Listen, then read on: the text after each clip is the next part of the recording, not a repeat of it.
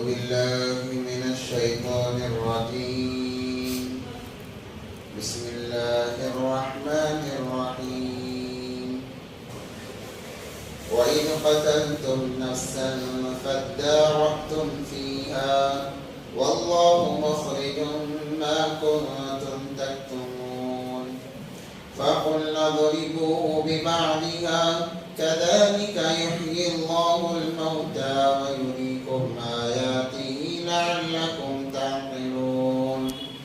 ثم قست قلوبكم من بعد ذلك فهي كالحجارة أو أشد قسوة وإن من الحجارة لما يتفجر منه الأنهار وإن منها لما يشقق فيخرج منه الماء وإن منها لما يهبط من خشية الله وما الله بغافل عما تعملون. أفتطمعون أن يؤمنوا لكم وقد كان فريق منهم يسمعون كلام الله ثم يحرفونه من بعد ما عقلوه وهم يعلمون. وإذا لقوا الذين آمنوا قالوا آمنا وإذا خلا بعضهم إلى بعض قالوا وتحدثونهم بما فتح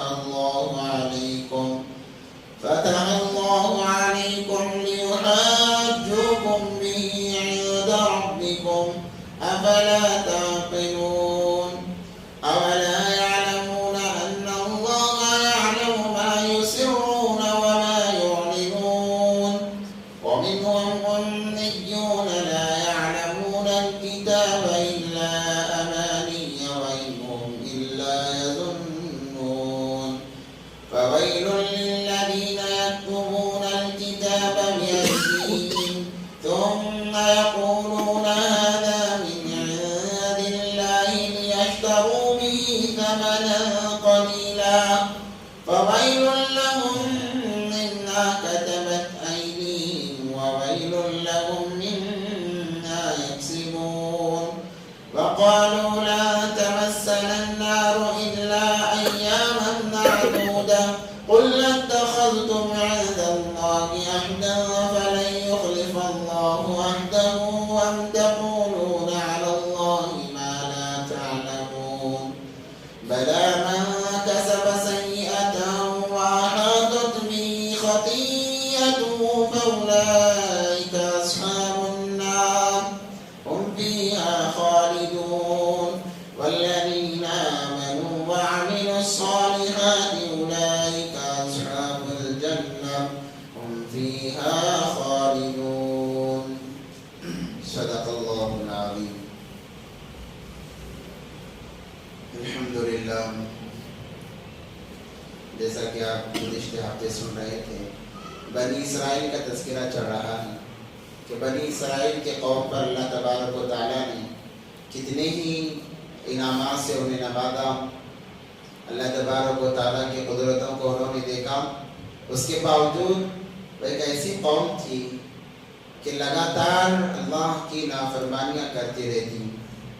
انہی کا تذکرہ چل رہا ہے کہ جیسے انہوں نے ایک بنی اسرائیل کی قوم میں ایک شخص نے اپنے چچا کا قتل کیا. قتل کیوں ہوا؟ مال کے لیے.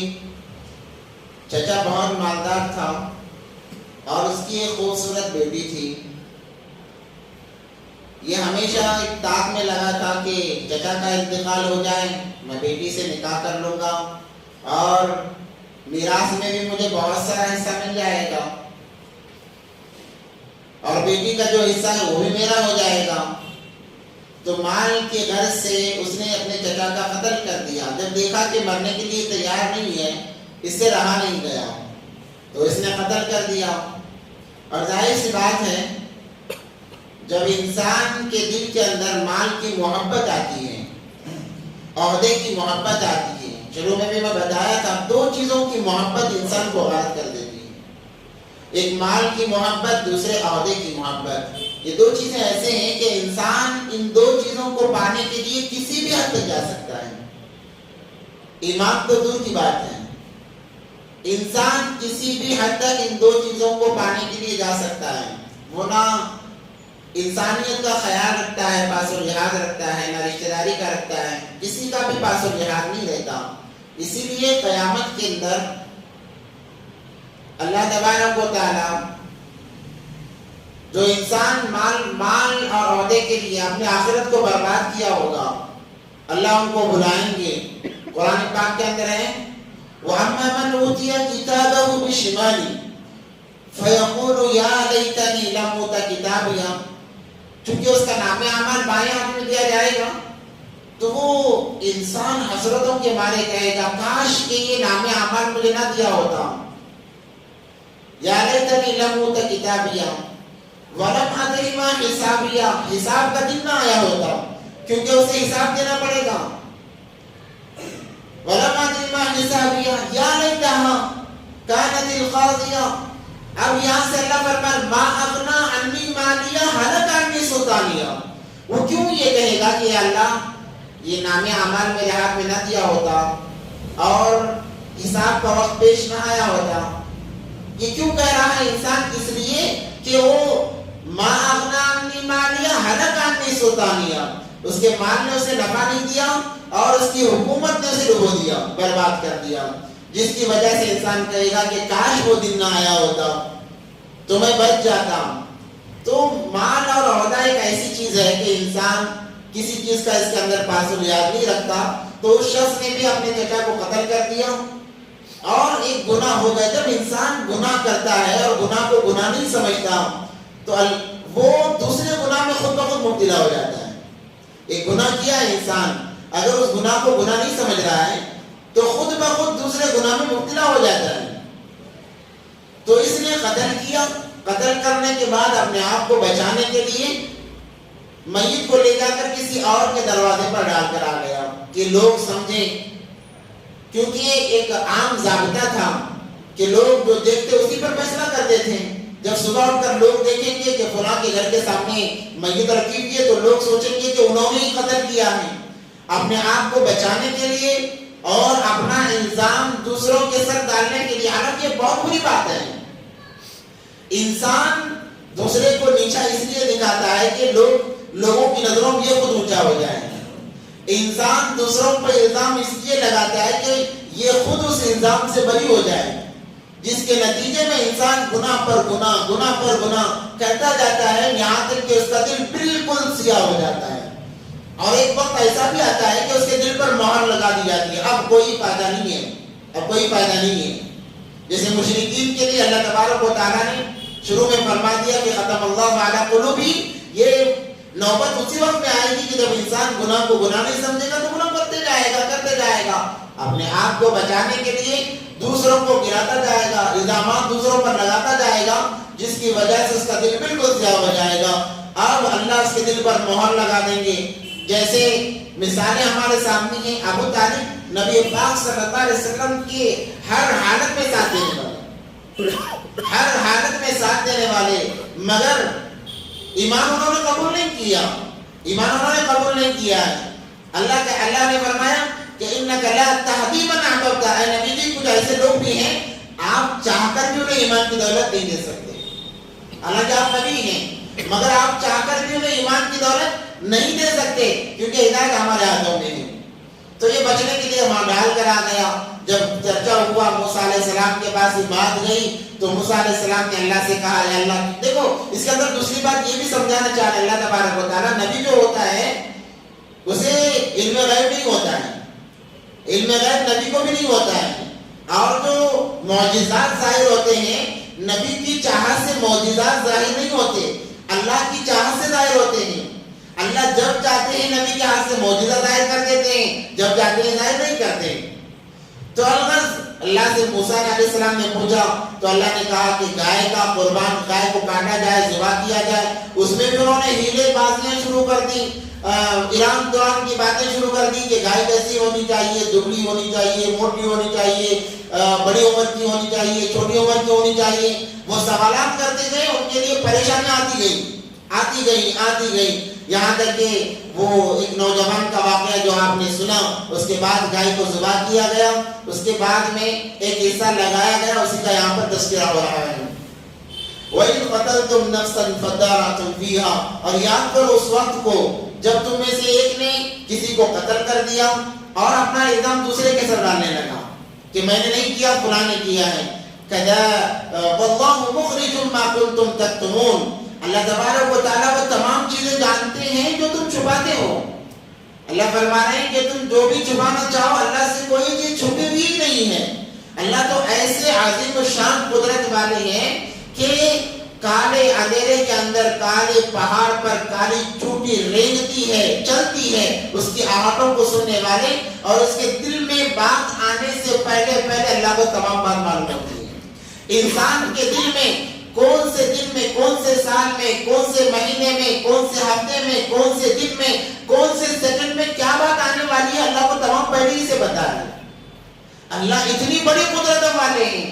آج ہم یہاں پر بیٹھے ہوئے ہیں، یہ ہمارا بیٹھنا ہمارے پیدا ہونے سے پہلے اللہ کو معلوم تھا کہ فلاں وقت میں فلاں سال میں میرے چند بندے میرے قرآن کی بات کو سننے کے لیے، میرے کلام کو سننے کے لیے بیٹھیں گے۔ یہ طے شدہ باتیں ہیں، اللہ تبارک و تعالیٰ سے کوئی چیز چھپی بھی نہیں ہے۔ تو اللہ فرماتے ہیں وَاللَّهُ مُخْرِجٌ مَا كُنتُمْ، اللہ ظاہر کرنا چاہتے تھے کہ تم میں سے دشمن کون ہے، اس لیے اللہ تبارک و تعالیٰ نے یہ نظام چلایا۔ فَقُلْنَا ضَرِبُوهُ بَعْدِهَا، جو گائے کو ذبح کیا گیا تھا، کہا گیا تو ہم نے کہا فَقُلْنَا، ہم نے کہا اضربوه، مارو بھی، اضربو کا ضرب ہے، اضربو کا معنی مارنا بھی آتا ہے، یہاں چھوانے کے معنی میں کہ گائے کا ایک حصہ، بعض مفسرین کہتے ہیں کہ زبان لگائی گئی، بعض کہتے ہیں کہ دم لگائی گئی، بعض کہتے ہیں کہ ران، جو گائے کی جو ران تھی میت کو لگائی گئی، الغرض ایک چیز، ایک حصہ گائے کا میت کو لگایا گیا۔ فَقُلْنَا اضْرِبُوهُ بِبَعْضِهَا، بعض کو بعض سے لگا دو، ٹچ کر دو۔ كَذَلِكَ يُحْيِي اللَّهُ الْمَوْتَى وَيُرِيكُمْ آيَاتِهِ لَعَلَّكُمْ تَعْقِلُونَ، كَذَلِكَ اسی طرح اللہ تبارک و تعالیٰ مردوں کو زندہ کرتے ہیں۔ یحیی اللہ، اللہ زندگی دیتے ہیں، کس کو؟ الموتى وَيُرِيكُمْ، اور اللہ تمہیں بتانا چاہتے ہیں، اصل میں اللہ تمہیں بتانا چاہتے ہیں اپنی نشانیوں کو، آیاتی، اپنی نشانیوں کو، لعلکم تعقلون، تاکہ تم سمجھدار بن جاؤ، تاکہ تم ہوشیار بن جاؤ۔ اللہ کے لیے مردوں کو زندہ کرنا کوئی مشکل بات نہیں ہے۔ آج کے جو غیر مسلم ہیں وہ یہ سمجھتے ہیں ان کی میتوں کو اکثر جلایا جاتا ہے، وہ یہ ان کا گمان ہے کہ ہم مر کر خاک ہو جائیں گے تو ہمیں اللہ کے سامنے پیش ہونا نہیں پڑے گا۔ حالانکہ قیامت کو وہ بھی مانتے ہیں، قیامت کو وہ بھی مانتے ہیں، اسی لیے تو جلا رہے ہیں، اس لیے جلا رہے ہیں کہ ہم جل کر جب خاک ہو جائیں گے، اور ان کا عقیدہ ہے کہ ہستیوں کو، اس راکھ کو گنگا میں بہا دیا جائے تو ہمارے گناہ معاف ہو جائیں گے، اور وہ ہماری جو راکھ ہے وہ بکھر جائے گی، پھر ہم زندہ نہیں ہوں گے، ہم بچ جائیں گے، اس لیے وہ مردوں کو جلاتے ہیں۔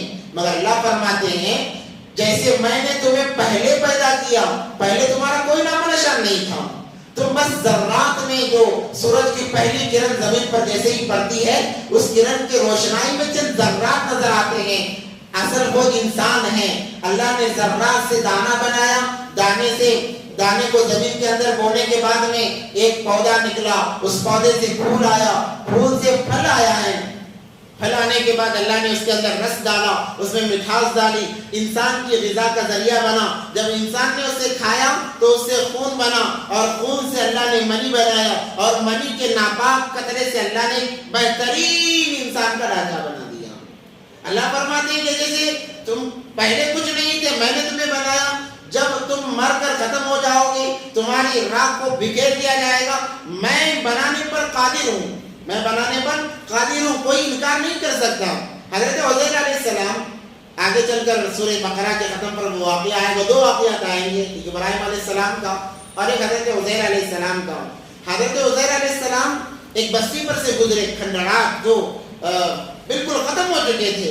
عزیر علیہ السلام نے کہا اللہ کیا ان بستی والوں کو بھی تو کھڑا کرے گا؟ حالانکہ نبی یہ عقیدہ ہے، مگر جو نقشہ سامنے ہوتا ہے، جیسے آج ہم کھنڈرات کو دیکھتے ہیں، گرے پڑے مکانات کو دیکھتے ہیں، تو انسان سوچتا ہے کیا یہ محل تھے؟ پہلے زمانے میں کیا یہ محل تھے؟ اندازہ نہیں ہوتا انسان کو کہ اتنا اس کی بری حالت ہو گئی ہے کہ یہ بھی کبھی محل تھا جیسے انسان سوچتا ہے. عزیر علیہ السلام نے کہا اللہ تو کیا ان کو زندہ کرے گا, دوبارہ زندہ کرے گا, کیسے کرے گا؟ تو اللہ تبارک و تعالیٰ نے انہیں کہا بھوک طاری کر دی. تو انہوں نے اپنے گدھے کو جو 7 گجا لے کر جا رہے تھے ایک کھوٹے سے باندھا اور کھانے کے لیے انگور تھے ان کے پاس میں, اس کا رس نکالا. پہلے یہ بہت بہترین غذا ہوا کرتی تھی, انگور کے رس کے اندر روٹی بھگو کر کھانا, یہ صحت کے لیے بہت مفید ہے. تو پہلے وہی غذا تھی. تو انہوں نے انگور کو نچوڑا, رس نکالا, روٹی کے ٹکڑے کیے, اس کے اندر بھگویا اور بھگونے کے بعد میں سوچا کہ چلو روٹی کیونکہ کڑک ہوتی تھی تو چلو روٹی بھیگ جائے, تھوڑی دیر آرام کرتے ہیں. تو عزیر علیہ السلام سو گئے. اب سوئے ہیں, اتنا سوئے ہیں کہ اللہ تبارک و تعالیٰ نے انہیں 100 سال سلایا. کتنے سال سلایا؟ اللہ نے انہیں 100 سال کی نیند عطا فرما دی. وہ 100 سال تک سوتے رہے, احساس بھی نہیں ہے کہ وہ سوئے ہوئے ہیں. 100 سال کے بعد میں وہ اٹھے. اللہ نے قرآن میں یہاں تذکرہ کیا ہے, او کالذی مر علی قریۃ وہی خاویۃ علی عروشها قال ان یحیی هذه الله بعد موتها فاماته الله 100 عام. 100 کہتے ہیں 100 کو, 100 سال اللہ تبارک و تعالیٰ نے انہیں سلایا ہے. ثم بعث, اس کے بعد زندہ کیا. وہ اٹھے, اللہ نے پوچھا قال کم لبثت, اے عزیر بتاؤ کتنا سوئے, کتنے سال سوئے ہو, کتنا دن سوئے ہو؟ تو عزیر علیہ السلام کہنے لگے قال لبثت یوما او بعض یوم. اے اللہ, یوں آسمان کی طرف دیکھا اور کہنے لگے اللہ ایک دن سویا ہوں گا. اور کہا کہ نہیں ایک دن نہیں بلکہ میں آدھا دن سویا ہوں گا, کیونکہ وہ سورج کے حساب سے وقت کو متعین کرتے تھے. تو انہوں نے کہا کہ ایک دن ہوگا. پھر کہنے لگے نہیں اللہ میں تو آدھا دن سویا ہوں گا. یوما او بعض یوم. اللہ نے فرمایا قال بل لبثت 100 عام, 100 سال تم سوئے ہو. فانظر الى طعامك وشرابك لم يتسنى.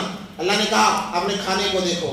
اللہ نے ایسا نظام بنایا کہ ہوا کو حکم دیا کہ چلتی رہے سراسر, اور دھوپ کو کہا کہ تکلیف نہ پہنچانا کھانے کو تکلیف نہ پہنچانا. تو ہوا چلتی رہی, دھوپ نقصان نہیں پہنچائی.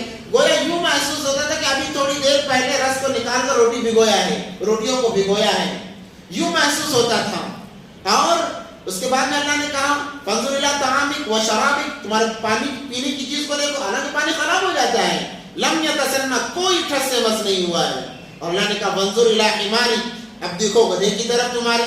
وَلِنَجْعَلَكَ آیَةً لِلنَّاسِ, یہ لوگوں کے لیے نشانی ہے. گدھے کی طرف جب دیکھا بس نشانی کے لیے جو رسی تھی وہ رسی باقی ہے, کیونکہ اللہ کو بتانا تھا. اب جب رسی اور کھٹا بھی غائب ہو جاتا تو پھر کیا علامت ہوتی؟ تو اللہ نے رسی کو باقی رکھا. گدھے کا نام و نشان نہیں ہے, اب گدھے کا کوئی نام و نشان نہیں ہے.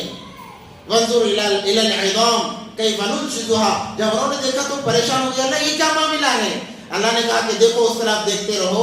تو اللہ تبارک و تعالیٰ نے ذرات کو حکم دیا, جو ذرات بکھر گئے تھے ہوا کے ذریعے سے, کیونکہ انسان مٹی, جانور تمام مٹی سے بنے ہیں. کنت ترابا, اللہ تبارک و تعالیٰ قیامت میں فرمائیں گے تو ذرات اور مٹی جو ہوتی ہے, ذرات جب بنتے پھر بکھر جاتا ہے. تو اللہ نے ذرات کو حکم دیا, ذرات جڑتے گئے اور مٹی کے ذریعے سے ایک پتلا نما بنتا گیا, ہڈیاں بنتی گئی. جب ہڈیوں کا ڈھانچہ بن گیا اللہ نے گوشت کو اس کے اوپر چڑھایا, اور یہ دیکھ رہے ہیں, کھڑے ہوئے دیکھ رہے ہیں الی العظام کیف ننشزها, کہ وہ کیسے پروان چڑھ رہا ہے. ثم نكسوها لحما, اللہ نے اس ہڈیوں کے ڈھانچے پر گوشت کو چڑھا دیا, اور دیکھتے ان کی آنکھوں کے سامنے گدھا کھڑا ہو کر آوازیں کر رہا ہے. تو اللہ تبارک و تعالیٰ کے لیے کوئی چیز مشکل نہیں ہے. اللہ تبارک و تعالیٰ کے لیے کوئی بھی مشکل نہیں. وہ غیروں کے تو وہ خیالات ہیں, وہ سوچتے ہیں کہ ہم بس ختم ہو گئے, معاملہ ختم ہو گیا, یا تو پھر پنرجنم ہوگا, یا پھر کوئی اور معاملہ ہوگا, بس انسان اللہ کے سامنے پیش نہ ہو, اس لیے وہ ہیلے بیان کرتے ہیں, تلاش کرتے ہیں. تو اللہ فرما رہے کذالک یحیی اللہ, اللہ ایسے ہی زندہ کرتے ہیں. تو جیسے ہی لگایا گیا, مردہ اٹھا اور نے کہا کہ میرے بھتیجے نے مجھے مارا ہے, مال کے چکر میں میرے بھتیجے نے مجھے مارا. جیسے یہ کہا پھر وہ مر گیا. اتنی نشانیاں بتانے کے باوجود بھی وہ قوم ایسی تھی, وہ انسان کہنے لگا, عامر اس کا نام تھا, وہ کہنے لگا میں اس کو نہیں مانتا, یہ جھوٹ بول رہا ہے.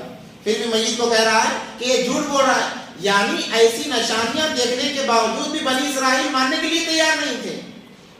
تو اللہ تبارک و تعالیٰ زیادہ تر انہی کا تذکرہ قرآن پاک کے اندر لاتے ہیں کہ وہ ایسی قوم ہے کہ اللہ کی نشانیاں کھلی طور پر دیکھنے کے باوجود بھی کہتے کہ ہم اس چیز کو نہیں مانتے اور انکار کر دیتے ہیں. اور اسی سے ایک مسئلہ بھی نکلتا ہے کہ اگر باپ بیٹے کو مار دے میراث میں حصہ نہیں ملے گا, اگر بھائی بھائی کو مار دے میراث میں حصہ نہیں ملے گا.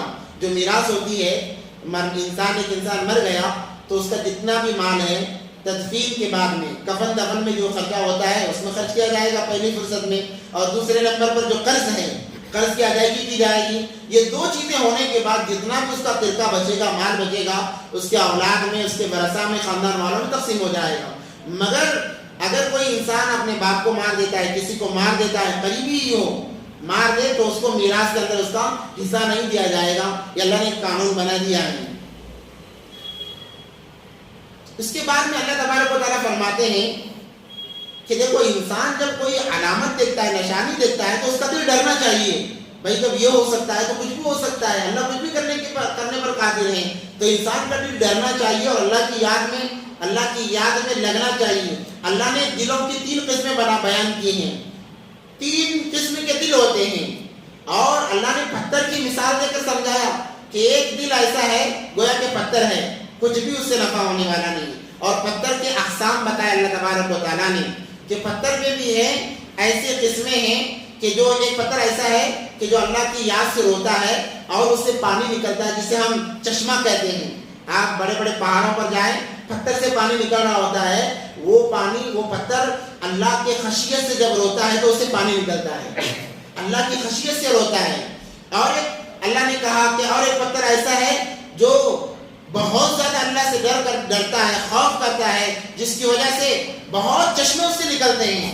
اسی لیے موسیٰ علیہ السلام کی عصا کا جب تذکرہ آیا وادی عتیق کے اندر, موسیٰ علیہ السلام نے جب اللہ کے حکم سے پتھر پر مارا تو پتھر کے اندر مفسرین فرماتے ہیں کہ ایسی خشیت طاری ہو گئی کہ اس سے 12 چشمے پھوٹ پڑے.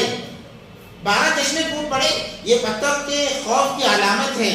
تو ایک پتھر ایسا بھی ہے جو بہت زیادہ ڈر جاتا ہے اللہ تبارک و تعالیٰ کی قدرت سے, جس کی وجہ سے ایسے چشمے نکلتے ہیں کہ وہ دریا بن جاتے ہیں, وہ دریا کی شکل میں بہنے لگتے ہیں. ایک تو چشمہ نکلتا ہے, معمولی سی ایک قطار نکلتی ہے, اور ایک چشمہ نکلتا ہے جو دریا کی شکل اختیار کر لیتا ہے. اور ایک پتھر ایسا ہے جو اللہ کے خوف سے اپنے جگہ سے لڑک کر گر جاتا ہے. اللہ کے خوف سے ایک ایسا بھی پتھر ہوتا ہے. تو اللہ فرما رہے ہیں کہ ایسی پتھر ہے, پتھر مخلوق ہے, وہ بھی اللہ کی یاد سے, اللہ کے خوف سے روتے ہیں, مگر ان لوگوں کے دلوں پر کچھ بھی اثر نہیں ہے. ان لوگوں کے دلوں پر کچھ بھی اثر نہیں ہے, احساس تک نہیں ہے. اللہ کے انہوں نے یہی چیزیں دیکھی ہیں. اب سوال یہ پیدا ہوتا ہے کہ پتھر وہ تو غیر ذی روح ہیں, ان کے اندر کیسا اللہ کا خوف آتا ہے؟ تو علماء فرماتے ہیں کہ دنیا میں جتنی مخلوقات ہیں احساسات ان کے اندر ہیں. مثال نبی پاک صلی اللہ علیہ وسلم کے زمانے میں پہلے ممبر نہیں تھا, نبی پاک صلی اللہ علیہ وسلم نے لکڑی کا ستون اس پر ٹیک دے کر خطبہ دیا کرتے تھے. جب ممبر بنایا گیا, ممبر پر جب نبی پاک صلی اللہ علیہ وسلم خطبہ دینے کے لیے چڑھے ہیں تو وہ لکڑی کا جو ستون تھا ایسے رونے لگا جیسے بچہ اپنے ماں باپ کے فراق میں روتا ہے. اور اس وقت کی تمام لوگوں نے اس کے رونے کی آوازیں سنی ہیں. نبی پاک صلی اللہ علیہ وسلم دوبارہ ممبر سے اترے, جا کر اس کو سینے سے لگایا, تسلی دی ہے. صحابہ فرماتے تھے ہمیں ایسا محسوس ہوتا تھا جیسے باپ اپنے بیٹے کو تسلی دینے کے بعد جیسے بیٹا ہچکیاں لیتا ہے, اس ستون سے ہچکیاں آ رہی تھی. تو ہر اس کے اندر احساس ہوتا ہے, اللہ کا خوف ہوتا ہے, ہر چیز اللہ کا ذکر کرتی ہے, اللہ کی تسبیح کرتی ہے. اس لیے علماء فرماتے ہیں اگر کوئی درخت کو توڑنا ہو, ٹھہنی کو اگر توڑنا ہو تو ہلکا سا اسے پہلے مارو تاکہ وہ اللہ کا ذکر کرنا چھوڑ دے, اللہ کا ذکر کرنا چھوڑ دے, اس کے بعد میں اسے کاٹو, کیونکہ وہ اللہ کے ذکر میں مبتلا ہوتا ہے. اگر تم اسے کاٹو گے کہیں ایسا نہ ہو کہ وہ اللہ کا ذکر کرتے کرتے مر جائے اور تم پر اس کا وبال آ جائے. اس لیے اس کو کچھ حرکت دو تاکہ وہ اللہ کے ذکر سے غافل ہو جائے, اس کے بعد میں اسے کاٹ دو. کیونکہ جو انسان اللہ کے یاد میں رہتا ہے اسے مارنا, اسے تکلیف پہنچانا گویا ایسا ہے کہ اللہ کو تکلیف پہنچانا ہے. اسی لیے جو لوگ ذاکرین ہیں, ذکر کرنے والے ہیں, ہمیشہ اللہ کی یاد کرنے والے ہیں, انہیں تکلیف نہ دو. انہیں تکلیف دو گے گویا تم اللہ کو تکلیف دے رہے ہو. اللہ کہتے ہیں کہ میں ان کا انتقام لوں گا, کیا میں ان کا انتقام لوں گا؟ اللہ کہتے ہیں میں جنگ کے لیے تیار ہو جاؤں گا ان کے لیے جو انہیں تکلیف پہنچاتے ہیں. انہی کا تذکرہ ہو رہا ہے. ثم قست قلوبکم، پھر تم میں سے لوگوں کے بعض دل ایسے ہیں، من بعد ذالک ثم قست قلوبکم، پھر اللہ تبارک و تعالیٰ نے نشانیوں کے بعد میں بعض کے دل، من بعد ذالک بعد اس کے، فہی کالحجارہ ایسے کر دیا جیسا کہ پتھر ہے. تمہارے دل اللہ تبارک و تعالیٰ نے ایسے کر دیا کہ جیسے کالحجارہ ایک پتھر ہے، اور اشد قسوہ، یہاں تک فرمایا کہ پتھر سے بھی سخت ہو گئے تمہارے دل. کیا ہو گئے؟ پتھر سے بھی سخت ہو گئے. وَإِنَّ مِنَ الْحِجَارَةِ، یہاں سے پتھروں کی اقسام بیان کی جا رہی، اور پتھروں میں سے بعض پتھر ایسے ہیں لَمَا يَتَفَجَّرُ مِنْهُ الْأَنْهَارُ، جیسے نہریں بہتی ہیں پتھروں سے، پتھر سے نہریں بہتی ہیں. وَإِنَّ مِنْهَا، اور پتھروں میں سے ایسے ہیں لَمَا يَشَّقَّقُ، وہ پھٹ جاتے ہیں اللہ کے خوف سے، فَيَخْرُجُ مِنْهُ الْمَاءُ، جسے پانی دریاؤں کی شکل میں بہنے لگتا ہے. وَإِنَّ مِنْهَا، اور اسی میں سے لَمَا يَهْبِطُ مِنْ خَشْيَةِ اللَّهِ، جو اللہ کے ڈر سے گر جاتے ہیں. وَمَا اللَّهُ بِغَافِلٍ عَمَّا تَعْمَلُونَ، اللہ تبارک و تعالیٰ غافلین کو جانتے ہیں کہ وہ کیا کرنے والے ہیں. اللہ کو ہر چیز کا علم ہے. اللہ کے لیے کوئی چیز پوشیدہ نہیں ہے. اللہ تبارک و تعالی ہر چیز سے آگاہ ہیں اور ہمیشہ رہیں گے.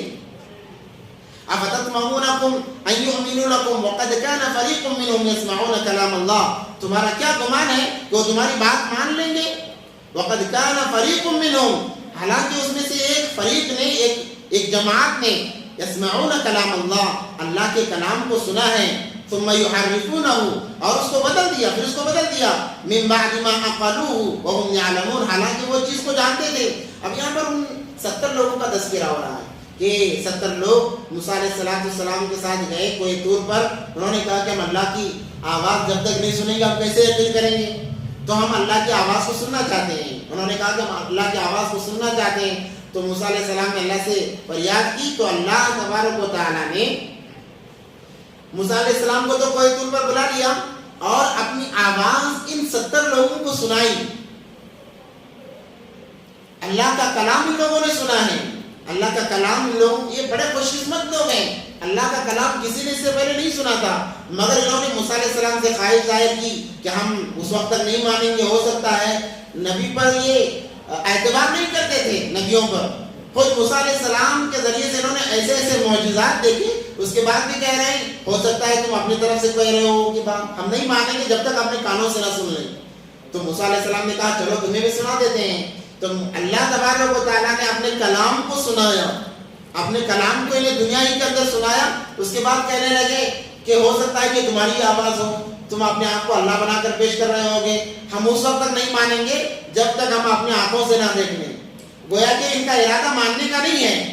چلو سن لیا، تمام چیزیں ہو گئی. جب یہ چیزیں ہو گئی کہا کہ ہم اللہ کو اپنے آنکھوں سے دیکھیں گے. تو اللہ نے کوئی دور کو، پہاڑ کو ان کے اوپر کر دیا. کہا مانو ورنہ پہاڑ کو گرا دیا جائے گا، ختم کر دیا جائے گا. بعض مفسرین کہتے ہیں کہ اللہ نے موت دے دی انہیں، اللہ کو غضب آ گیا. اللہ کی بات کا انکار، نبی کی بات کا انکار، اللہ کو غضب آیا. اللہ نے 70 کے 70 کو مار دیا، مر گئے تمام کے تمام. اب موسیٰ علیہ السلام کو فکر لایا کوئی اللہ یہ قوم ایسی ہے کھلے آنکھوں سے معجزات دیکھ کر جو نہیں مان رہی ہے، اگر میں جا کر کہوں 70 لوگ مر گئے، یا اللہ پھر یہ میری بات کا کہاں تسلیم کرے گی؟ کہے گی تم ہی مار کر آئے ہو. یا اللہ میری لاج رکھ لے، ان کو دوبارہ زندہ کر دے، ان کو دوبارہ زندہ کر دے. اللہ کے سامنے موسیٰ علیہ السلام رونے لگے، گڑ گڑانے لگے. پھر اللہ تبارک و تعالیٰ نے غالباً 1 ہفتے کے بعد انہیں دوبارہ زندہ کیا ہے، اور ایسا زندہ کیا کہ پہلے ایک آدمی کو زندہ کیا، باقی تمام مرے ہوئے ہیں. وہ دیکھ رہا ہے، ایک دوسرا اٹھ رہا ہے، تیسرا اٹھ رہا ہے. اللہ بتا رہے ہیں تاکہ ان کے دل میں احساس آ جائے. اس کے باوجود یہ قوم ایسی تھی، کمبخت قوم، جب اپنے علاقے میں آئی ہے آ کر کہنے لگی ہاں ہم نے اللہ کا کلام تو سنا ہے، یہ اللہ ہی کا کلام ہے، مگر اللہ نے یہ بھی کہا ہے آخر میں اگر میری بات تمہیں ماننے میں کوئی لغزش نہیں ہے، یعنی کوئی تمہیں مشکل نہیں آ رہی ہے تب مانو، اگر مشکل پیش آ رہی ہے تو تم چھوڑ سکتے ہو. گویا کہ اللہ نے نماز کا حکم تو کیا ہے، اگر تمہیں نماز پڑھنے میں دقت آ رہی ہے تو چھوڑ دو، کوئی بات نہیں. یہاں پر آ کر بدل دیا. تو اللہ تبارک و تعالیٰ فرما رہے ہیں آپ کیا سوچتے ہیں، افتطمعون ان یؤمنوا لکم، وہ تم پر ایمان لے آئیں گے، تمہاری بات مان لیں گے. وقد کان فریق منهم، حالانکہ اس میں سے ایک جماعت ایسی بھی ہے یسمعون کلام اللہ، اللہ کے کلام کو انہوں نے سنا ہے. ثم يحرفونه من بعد ما عقلوه وهم يعلمون. اس کے بعد بدل دیا اللہ کے کلام کو, کہنے لگے تم پر بوجھ نہیں پڑتا تو کرو, بوجھ پڑ رہا ہے تو چھوڑ دو, کوئی بات نہیں ہے. اب یہاں سے اللہ تبارک و تعالیٰ ان کے اوصاف بیان کر رہے ہیں کہ ان کے کیسے اوصاف تھے کہ وہ جب ایمان والوں سے ملتے, یہ مدینے کے یہودیوں کے بارے میں بات کی جا رہی, مشرکین کے بارے میں بات کی جا رہی. مدینے کے یہودی چونکہ تعلق لگا ہوا ہے, تعلق پہلے سے بنی اسرائیل کا جو سلسلہ چل رہا ہے, یہودی تمام کے تمام بنی اسرائیل ہیں, تو چونکہ اثرات باقی ہیں, اس لیے انسان کو چاہیے کہ اپنے عادات و اخلاق و اطوار کو ایسا سنوارے کہ اس کے اثرات منتقل ہو جائیں. اور اثرات منتقل ہوتے ہیں, دو چیزوں کا بہت اثر پڑتا ہے, دو چیزوں کا بہت زیادہ اثر پڑتا ہے. ایک تو جو بڑا ہوتا ہے اس کے اخلاق کا اثر پڑتا ہے, دوسرا نام کا اثر پڑتا ہے. آج تو ماشاءاللہ ایسے ایسے نام رکھتے ہیں, اللہ کی پناہ ہے. ہر چیز کہتے ہیں کہ قرآن میں ہے, قرآن میں بہت ساری ایسی چیزیں ہیں جس کا ترجمہ بہت الگ بنتا ہے, مگر لوگ بڑے شوق سے نام رکھتے ہیں کہ قرآن کے اندر یہ چیز ہے. کسی نے فرعون رکھ لیا, کسی نے حامان رکھ لیا, کہتے ہیں کہ قرآن کے اندر ہے, مگر ان کا معنی بالکل بہت ایک پیچیدہ یہ معاملے ہیں. اور آج کل کے تو ایسے ایسے نئے نئے نام ہیں کہ اللہ کی پناہ ہے, جن کے معنی اگر آپ دیکھیں گے, ترجمے دیکھیں گے تو اس کا اثر تو ضرور پڑے گا. آپ اندازہ لگا کر دیکھیں, آپ تحقیق کر کے دیکھیں. ایک کا نام یہ فلم ایکٹر کا رکھیے, یہ سوچ کر کے فلم ایکٹر کا نام رکھ رہا ہوں, اور ایک کا صحابی کا رکھیے, یہ سوچ کر کے صحابی کا نام رکھ رہا ہوں. آپ کو دونوں میں فرق اپنی آنکھوں سے معلوم پڑ جائے گا. نام کا بہت آپ کے دل میں جو نیت ہوگی کہ یہ فلم ایکٹر کا بھی نام ہے, یہ سوچ کر رکھو گے تو ایکٹر بنے گا. اگر یہ سوچ کر رکھو گے صحابی اور صحابیات کا نام ہے, ان کے ذرہ نہ ذرہ اثرات آتے ہیں, منتقل ہوتے ہیں. اسی لیے جب بچہ پیدا ہوتا ہے تو اس کے حقوق ہیں, اس کے حقوق ہیں. کیا حقوق ہیں؟ کہ سب سے پہلے آزان دو, سب سے پہلے کیا کرو؟ آزان دو, اور سب سے پہلے اچھا نام منتخب کرو, نام منتخب کرو. اور نام منتخب کرنے میں محمد نام بہت بہترین ہے. آپ پہلے محمد رکھ دو, 7 دن آپ کو سوچنے کا وقت ہے, عقیدہ کرنے تک کا وقت ہے, آپ 7 دن میں کوئی اور نام جوڑ لو. محمد تو نام رہے ہی رہے گا, جس کی وجہ سے گھر کے اندر خیر و برکتیں آئیں گی. جیسے میں نے جمعے میں بھی کہا تھا, جس گھر میں محمد نامی بچہ ہوگا, اللہ ہمیشہ اس گھر میں برکتوں کا نزول فرمائے گا. یہ دنیا کے اندر بھی اور آخرت کے اندر بھی اس کا فائدہ ہے. محمد نام رکھ دو, اس کے ساتھ پہچان کے لیے کوئی اور نام جوڑ دینا, کوئی اور نام لگا لینا. محمد ہے, اس کے بعد میں اسلم لگا دو, شاہد لگا دو, ذکی لگا دو, جو لگانا ہے لگا لو.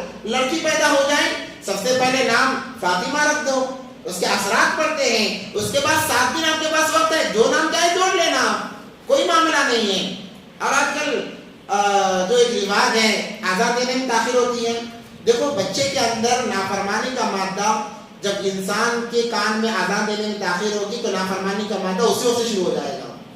شیطان تاک میں لگا رہتا ہے, شیطان تاک میں لگا رہتا ہے. جیسے ہی بچہ پیدا ہو گیا, اب اس کے لیے کچھ مہلت ہے, ہمارے لیے آسانی کے لیے اتنے لمحوں میں آزادی دی جائے. جب اتنے لمحوں میں آزادی دیتی تو شیطان پاخانے کے راستے سے ایک ایسی اس پر توجہ ڈالتا ہے, ایک ایسا کام کرتا ہے جس کی وجہ سے انسان کو جیسا بچہ بڑا ہوتا جائے گا ویسے ویسے شیطان کے چنگل میں زیادہ آتا جائے گا. اس لیے سب سے پہلے آزاد دینی چاہیے. آج کل غیروں نے بھی ایک ایسا نظام بنایا ہوا ہے, بچہ پیدا ہو گیا اس کو ICU میں رکھ دو, اس کو کانچ میں رکھ دو. وہ یہ چاہتے ہیں کہ یہ منصوبے ہیں, سازش بنتی ہے کہ یہ آزان سے پہلے کوئی دوسرا کلام سن لے, آزان سے پہلے کوئی دوسرا کلمہ سن لے. ان کی ترکیبیں ہیں تاکہ وہ بچہ آگے چل کر ایماندار نہیں بلکہ نافرمان بن جائے, دین کا دشمن بن جائے. یہ ترکیبیں ہیں, اس لیے سب سے پہلے آزان دی جائے اور نام رکھا جائے. اور جب جہاں پر اور دوسرا کام یہ بھی کرنا ہے کہ کسی اللہ والے کے زبان سے شہد چٹایا جائے یا کھجور ان کے زبان میں چبا کر لگایا جائے. آج کل ایک بات ہے کہ ہمارے گھر کے فلاں بڑے ہیں, ان کی زبان سے لگایا جائے. وہ جو فلاں بڑے ہیں کبھی نماز کا انہیں نام و نشان پتہ نہیں ہے, کبھی زندگی میں انہوں نے روزہ رکھا نہیں ہے, نماز کے قریب بھی نہیں گئے ہیں, اور شریعت پاکی کسے کہتے ہیں دور دور تک انہیں پتہ نہیں ہوتا ہے. کہتے ہیں کہ فلاں بڑے ہیں, ان کی زبان سے چٹاؤ. جب ویسے آدمی کے جو خود اپنے آپ میں ایک ابلیس بنا بیٹھا ہوا ہے, جب خود اپنے آپ میں ایک شیطانی صفت کو لیے ہوئے ہے, آپ اس کی زبان سے چٹاؤ گے تو کیا اس کے اثرات نہیں ہوں گے؟ ضرور ہوں گے, ضرور ہوں گے. اس لیے کسی اللہ والے کی زبان سے شہد چٹاؤ. اللہ والوں کی زبان سے کٹانے میں یہ ہر انسان کے اندر برائی ہے، یہ نہیں کہ اللہ والے گناہ سے پاک ہیں، مگر اللہ والوں کی جو کیفیت ہوتی ہے، اللہ گناہ کو چھوڑ دیتے ہیں، اچھائیوں کو منتقل کرتے ہیں۔ اللہ گناہ کو چھوڑ دیتے ہیں، اچھائیوں کو منتقل کرتے ہیں، اس لیے کہ ان کا تعلق اللہ سے ہے۔ اب جو ہمارے گھر کے بڑے ہیں ان کا تعلق اللہ سے نہیں ہے، تو کہاں سے اچھائیاں منتقل ہوں گی؟ تو یہ صفات ہیں۔ تو اللہ تبارک و تعالیٰ یہاں پر یہودیوں کی صفات کو بتا رہے ہیں۔ وَإِذَا لَقُوا الَّذِينَ، جب وہ ملتے ہیں ایمان والوں سے، وَإِذَا لَقُوا الَّذِينَ آمَنُوا قَالُوا آمَنَّا، جب ایمان والوں سے ملتے ہیں تو کہتے ہیں کہ ہم بھی ایمان والے ہیں اور ہم بھی ایمان والے۔ یہاں تک کہ مدینے کے جو یہودی تھے اپنے آپ کو مسلمان بتانے کے لیے جب مسلمانوں سے ملتے تو کہتے تورات کے اندر آپ کے نبی کے یہ نشانیاں موجود ہیں، یہ علامتیں موجود ہیں، یہاں تک بتا دیتے تاکہ انہیں شک نہ ہو، شبہ نہ ہو کہ یہ ایمان والے نہیں ہیں۔ وَإِذَا لَقُوا الَّذِينَ آمَنُوا، جب ایمان والے سے ملتے ہیں قالوا، کہتے ہیں آمنا، ہم ایمان والے۔ وَإِذَا خَلَا بَعْضُهُمْ، جب ان سے علیحدہ ہو جاتے ہیں، تنہا ہو جاتے ہیں، إِلَىٰ بَعْضٍ قالوا، کہتے ہیں أَتُحَدِّثُونَهُم بِمَا فَتَحَ اللَّهُ عَلَيْكُمْ لِيُحَاجُّوكُم بِهِ عِندَ رَبِّكُمْ، تو کہتے ہیں ایک دوسرے سے کہتے ہیں تم کیوں تورات کی نشانیاں بتا رہے ہو ان کو، مسلمانوں کو، کہ تورات کے اندر نبی کی نشانیاں موجود ہیں، علامتیں موجود ہیں، یہی آخری نبی ہے، تم کیوں بتا رہے ہو؟ أَتُحَدِّثُونَهُم بِمَا فَتَحَ اللَّهُ عَلَيْكُمْ، جو کہ تمہیں پہلے سے معلوم ہے۔ یہودیوں کو نبی پاک صلی اللہ علیہ وسلم مدینے میں آنے والے ہیں، یہاں تک انہیں پتا تھا کہ کس گھر میں رکیں گے، کس کے مہمان بنیں گے، کیا کیا ان کی علامتیں ہوں گی۔ وہ تو نبی کو ایسا جانتے تھے جیسے ایک باپ اپنے بچے کو جانتا ہے۔ کیوں؟ اس لیے کہ تورات کے اندر تذکرہ موجود، انجیل کے اندر تذکرہ موجود، علامتیں موجود، تمام چیزیں موجود، اس کے باوجود یہ انکار کیے بیٹھے ہیں، اس لیے کہ آخری نبی ان کی نسل میں سے نہیں آیا۔ ایک تو یہ کمبخت قوم ایسی تھی کہ دن میں 300 انبیاء کو قتل کر دیتی تھی اور چاہ رہی تھی کہ آخری نبی بھی ہمارے اس میں آئے۔ جب آخری نبی ان کے اس میں نہیں آئے تو ان کے اندر ایک حسد پیدا ہو گیا، ایک بغض آ گیا، جیسے شیطان کے اندر بغض آیا، حسد آیا کہ میں جنت سے نکلا ہوں، آدم کیسے رہے جنت کے اندر، میں انہیں بھی نکالوں گا۔ تو سب سے پہلا حسد کرنے والا، جلنے والا شیطان تھا۔ اس کے بعد یہ بنی اسرائیل کی قوم۔ اس لیے اللہ بار بار جہاں پر بھی ڈرانے کا معاملہ آئے گا کہیں کہ بنی اسرائیل کی طرح نہ بنو۔ جیسے ہم آج کل ایک رواج بنائے ہوئے ہیں کہ بچوں کو اگر ڈرانا ہے تو سب سے گئے گزرے انسان کا نام لیں گے، اس کو بلایا جائے گا، فلاں کو بلایا جائے گا، یا ڈرانے کے لیے جیسے سیمپل دیتے ہیں، مثال دیتے ہیں، ویسے اللہ اس امت کو ڈرانے کے لیے کہیں گے کہ بنی اسرائیل جیسے نہ بنو، ورنہ جو بنی اسرائیل پر عذابات آئیں گے تم پر بھی آ سکتے ہیں۔ بنی اسرائیل کو جیسے میں نے پکڑا ہے، انہیں جھنجھوڑا ہے، تمہیں بھی ایسا کر سکتا ہوں۔ ڈرانے کے لیے اللہ مثال کے لیے ہمیشہ بنی اسرائیل کا تذکرہ دیتے جائیں گے اللہ تبارک و تعالیٰ۔ اور بڑی شاطر قوم تھی، اپنے آپ کو بہت زیادہ ہوشیار سمجھتی تھی یہ قوم۔ تو وہ کہتے ہیں کہ تم تورات کی باتیں ان کو کیوں بتا رہے ہو؟ اگر تم انہیں بتاؤ گے تو کل قیامت کے دن یہ اللہ کے سامنے حجت پیش کریں گے، یا اللہ ان کو نبی کے صفات معلوم تھے، انہوں نے تورات کے اندر پڑھا، پھر بھی یہ نبی کو ماننے کے لیے تیار نہیں تھے۔ گویا اس کا مطلب یہ ہے کہ اس قوم کو معلوم ہے مرنے کے بعد عذاب بھی ہوگا، اور اللہ پوچھیں گے بھی، کیونکہ تورات کے اندر تمام چیزیں تھیں۔ تو کہتے ہیں تم راز کی بات، تورات کی راز کی باتیں انہیں نہ بتاؤ مسلمانوں کو، اگر تم بتاؤ گے تو کل قیامت کے دن اللہ کے دربار میں یہ حجت پیش کریں گے، کہیں گے انہوں نے ہمیں بتایا تھا مگر یہ عمل نہیں کیے۔ افلا تعقلون، کیا تم سمجھتے نہیں ہو؟ اب اللہ تبارک و تعالیٰ یہاں سے یہ فرما رہے ہیں کہ اللہ ہر چیز کو جاننے والے ہیں، جو انسان چھپاتا ہے، جو سازشیں کرتا ہے، جو سوچتا ہے۔ اس لیے حضرت مولانا طلحہ صاحب دامت برکاتہ العالیہ نقشبندی بہت بڑے اللہ والے ہیں، وہ اس کی تفسیر میں فرما رہے تھے کہ اللہ کے قریب جو لوگ ہوتے ہیں، جنہیں ہر ایمان والا اللہ کے قریب ہے، ہر ایمان والا اللہ کے قریب ہے، اللہ نے اسی لیے اسے ایمان دیا ہے۔ اگر اللہ کے قریب نہ ہوتا تو اللہ سے ایمان نہیں دیتے۔ کسی ایمان والے کو اسی لیے کہتے ہیں کہ حقیر نہ سمجھو، اگر کسی ایمان والے کو حقیر سمجھو گے تمہارا ایمان خطرے میں ہے۔ اور ہر ایمان والا چاہے وہ نافرمان ہو، جو بھی وہ معاملہ الگ ہے، مگر ہر ایمان والا اللہ کے قریب ہے۔ تو اللہ کے جو قریب ہوتا ہے اس کے دل میں جو خیالات آتے ہیں، اللہ خیالات پر بھی پکڑ کریں گے، تمہارے دل میں یہ خیالات کیوں آئے، برے خیالات کیوں آئے۔ اس لیے انسان کو اپنے خیالات کو بھی پاک رکھنا چاہیے۔ یہ قریبی کا معاملہ ہے. مگر جب تک انسان خیالات آ گئے برائی کے، جب تک برائی نہ کر لے اللہ گناہ نہیں دیتے ہیں. اگر خیالات آنے کے باوجود گناہ نہیں کرتا ہے، اللہ تبارک و تعالیٰ اس گناہ سے بچنے کی وجہ سے ایک نیکی لکھتے ہیں. اور خیالات آ گئے، اب گناہ کر لیا تو ایک گناہ کے بدلے ایک ہی گناہ ملے گا، اس سے زیادہ نہیں، بلکہ گناہ کے اندر بڑھایا نہیں جائے گا، اعمال کے اندر بڑھایا جائے گا. غلط خیال آیا، اس کو کیا نہیں. نیکی کا خیال آیا، اس کو کر لیا، اللہ 10 گنا بڑھا کر اجر دیں گے. اب دل میں خیال آیا نماز مجھے 2 رکعت نفل پڑھنا ہے شکرانے کے طور پر، اللہ کے اتنے احسانات ہیں. دل میں خیال آیا، جا کر پڑھ لیا، تب اسے 10 گنا بڑھا کر ثواب دے گا اللہ تبارک و تعالیٰ. اور دل میں گناہ کا خیال آیا، گناہ کر لیا تو ایک گناہ پر ایک ہی گناہ لکھا جائے گا، زیادتی اس کے اندر نہیں ہوگی. اس لیے خیالات کو بھی پاک رکھنا چاہیے. جب انسان خیالات کو پاک رکھتا ہے اللہ تبارک و تعالیٰ ایک کے بعد دیگر اعمال کو اسے توفیق عطا فرما دیتے ہیں. وہ احساس غیر محسوس طریقے سے اسے اعمال کی توفیق ملتی رہتی ہے. اس لیے خیالات کا بھی پاک ہونا بہت زیادہ ضروری ہے، کیونکہ اللہ خیالات کو جاننے والے ہیں. اولا یعلمون ان اللہ یعلم ما یسرون و ما یعلنون، کیا اللہ نہیں جانتے؟ یہاں تک یہ کہا جا رہا ہے کہ اللہ جانتے ہیں، اللہ جانتے ہیں. ان اللہ یعلم، کہ اللہ ہر چیز جانتے ہیں. ما یسرون و ما یعلنون، جو چیز تم چھپانا چاہتے ہو نا اللہ وہ تمام چیزیں معلوم ہے. اللہ کو وہ تمام چیزیں معلوم، کوئی چیز پوشیدہ ہے ہی نہیں. جب خیال آنے سے کروڑوں سال پہلے اللہ کو معلوم کہ اس کے دل میں یہ خیالات آنے والے ہیں، تو جو ہم چھپائیں گے کیا وہ چیز چھپ سکتی ہے؟ اللہ کے سامنے کوئی چیز چھپنے والی نہیں ہے، ہر چیز ظاہر ہو کر رہے گی.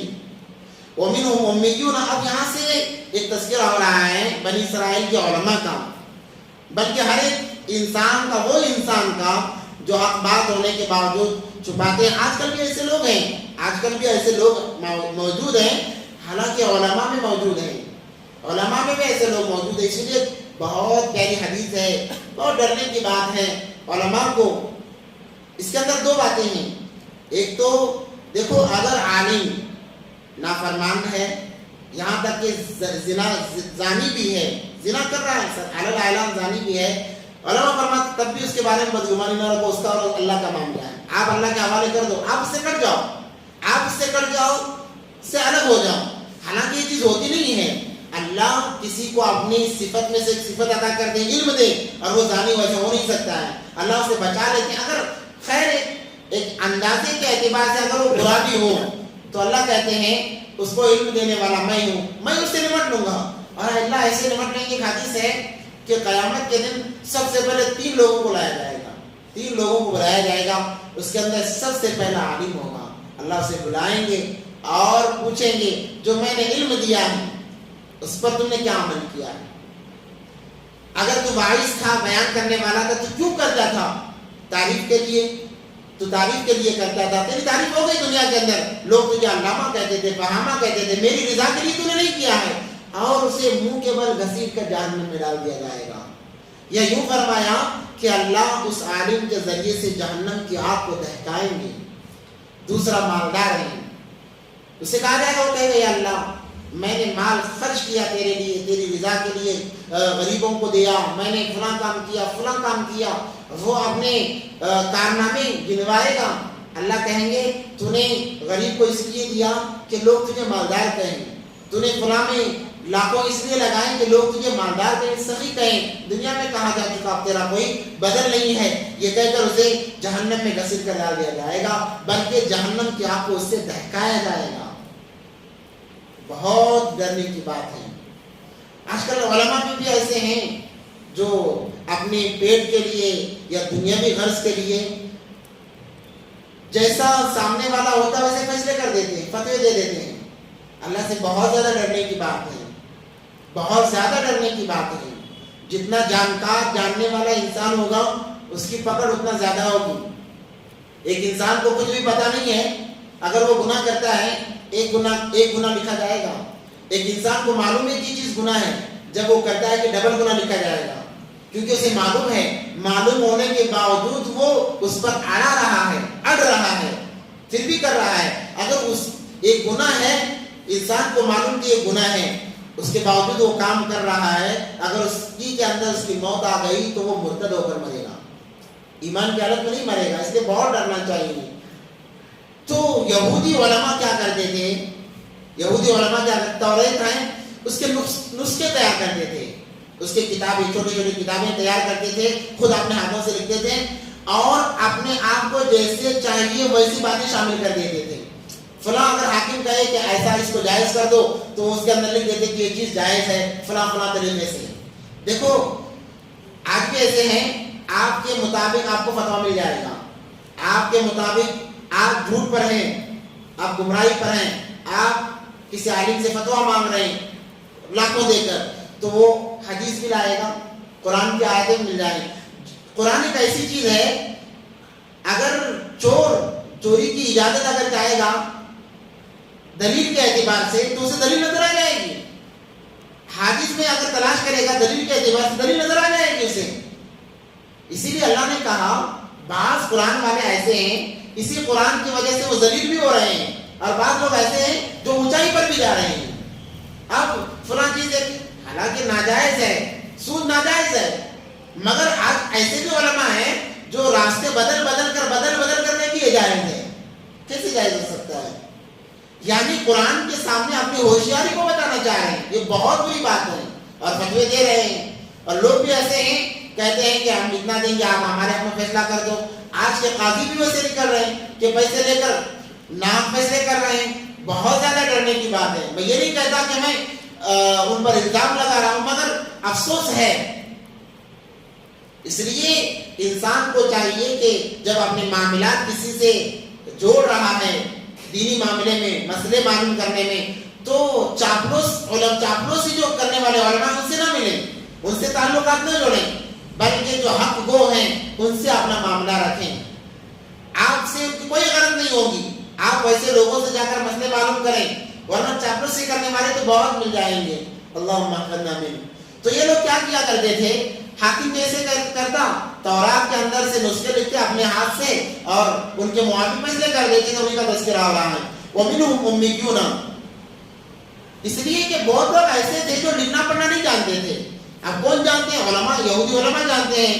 اب وہ مسئلہ آئے گا تو انہیں کے جا کر پوچھیں گے، لالچ دیں گے تو ان کے حساب سے فیصلہ ہوگا، اگر لالچ نہیں دیں گے تو ان کے حساب سے فیصلہ ہوگا۔ ایک لطیفے کے طور پر ہے کہ ایک ساس بہو میں لفڑا ہو گیا، اور وہ تو چلتا ہی رہتا ہے، پورا تو مجھے ذہن میں نہیں ہے، مگر جتنا یاد ہے میں آپ لوگوں کو بتانے کی کوشش کروں گا کہ ساس بہو میں لفڑا ہو گیا۔ ساس کہنے لگی کہ جو کچھ ہے سب میرا ہے، جو کچھ ہے سب میرا ہے۔ بہو کہنے لگی نہیں، جو کچھ ہے وہ میرا ہے، سب کا سب میرا ہے، کیونکہ یہ میرا شوہر ہے۔ اب لفڑا ہو گیا تو یہ معاملہ چلا قاضی کے پاس میں، چلو قاضی سے فیصلہ کر لیتے ہیں۔ تو ساس کیونکہ بڑی عمر والی تھی، تجربہ زیادہ تھا، وہ جانے سے اپنے پہنچنے سے پہلے اس نے ہدیہ پہنچا دیا۔ کیا کر دیا؟ اپنے پہنچنے سے پہلے ہدیہ قاضی صاحب کو پہنچا دیا کہ ہم آ رہے ہیں اور آپ ذرا دیکھ لینا کیا ہے، ذرا معاملہ ہمارے حق میں کر دینا۔ تو جب گئے میاں ساس اور بہو گئے قاضی صاحب کے پاس میں، تو قاضی صاحب فیصلہ کرنے لگے کہ دیکھو ایسا معاملہ ہے، میں جو فیصلہ کروں گا وہ تمام کا تمام قرآن اور حدیث کی روشنی میں کروں گا، اس سے ہٹ کر نہیں کروں گا، اس سے ہٹ کر نہیں کروں گا، آپ کو ماننا بھی پڑے گا۔ تو کہا کہ جب قرآن سے فیصلہ ہو رہا ہے تو کون انکار کرے گا، ہم تو یہی چاہتے ہیں کہ قرآن سے فیصلہ کرے۔ تو قاضی صاحب نے قرآن کی تلاوت کی، ما اغنا عنہ مالہ وما کسب۔ کیا کہا؟ ما اغنا عنہ مالہ وما کسب، ما کسب۔ دیکھو قرآن کے اندر آ گیا ہے، اللہ فرما رہے ہیں جو کچھ ہے ماں کا سب، یعنی سب کچھ ماں کا ہے۔ کیا ہے؟ ماں کا سب کچھ ماں کا ہے۔ کیوں؟ اس لیے کہ ماں نے پہلے ہی دے دیا تھا، اب فیصلہ ہو گیا تو بیوی پریشان ہو گئی، بہو اور یہ کیا معاملہ ہے، یہ کیا معاملہ ہے کہ پورا کا پورا تو ماں کے حق میں چلا گیا، میرے حق میں تو کچھ آیا ہی نہیں ہے، اب میں کیا کروں؟ یہ پریشان ہو گئی، اب یہ پریشان ہو گئی اور اپنی سہیلیوں سے کہنے لگی کہ ارے ایسا معاملہ ہوا، قاضی صاحب کے پاس گئے تھے، قاضی صاحب نے تو فیصلہ قرآن سے کیا ہے، کہا کہ ماں کا سب ہے، کیا ہے؟ ماں کا سب ہے. اب ان کو بیچاریوں کو معلوم نہیں ہے کہ اللہ یہاں کیا کہنا چاہ رہے ہیں. انہوں نے جب سنا ماں کا سب کچھ ماں کا ہے، وہ ہار کر قوم بیچاری آ گئی. تو سیدوں نے پوچھا کہ قاضی صاحب نے کیا کہا کہ ماں اغنا عنہ، یعنی جو کچھ بھی ہے وہ سب ماں کا سب ہے. تو اس نے کہا کہ ارے بیوقوف، قاضی صاحب نے کچھ لے دے کے معاملہ سب کیا ہے. کیا کیا ہے؟ کچھ لے دے کے معاملہ سب کیا ہے. تو جب گئی تھی قاضی صاحب کے پاس کیسا گئی تھی؟ کہنے لگی کہ جیسے ہم آدمی جاتے ہم بھی گئے تھے. تیری ساس کیسا گئی تھی؟ پتا نہیں، وہ تو پہلے ہی کچھ بات کر رہی تھی. کہا کہ یہاں پر گول ہوا ہے. یہاں پر کیا ہوا ہے؟ گول ہوا ہے. تیری ساس نے جانے سے پہلے کچھ انہیں ہدیہ دے دیا اور اپنے ہاتھ میں فیصلہ کر لیا ہے. اب تو ایک کام کر، جب دوبارہ جا اور جب تو جائے گی سب سے پہلے تیری طرف سے کچھ ہدیہ بھیج دے. کیا کر دے؟ تیرے طرف سے کیا کر دے؟ تیرے طرف سے ہدیہ بھیج دے. اچھا کہا کہ بہو نے کہا اچھا یہ معاملہ ہے. تو اس نے کہا کہ نہیں، میں اس فیصلے کو نہیں مانتی، دوبارہ قاضی کے پاس جائیں گے. اور جانے سے پہلے اس سے کئی گنا بڑھا کر بہو نے دے دیا. اب جب یہ پہنچے ہیں، کیونکہ ساتھ نے پہلے ہی دیا تھا، اب یہ اعتماد میں تھی کہ چلو میں دے چکی ہوں، اب پہلا پھر بھی میرے ہاتھ میں ہوگا. اسے پتا نہیں کہ پہلے دوسری طرف سے دوسرے راستے سے کچھ وہاں پر اور زیادہ گیا ہے، اسے احساس نہیں ہے. اب قاضی صاحب کہنے لگے کہ دیکھو فیصلہ تو ہے قرآن و حدیث کی روشنی میں ہوگا، جو قرآن کہے گا وہی فیصلہ ہوگا. اب میں قرآن پڑھوں گا اور اس کے ذریعے سے فیصلہ کروں گا، آپ کو ماننا پڑے گا. تو پھر قاضی صاحب نے وہی آیت تلاوت کی.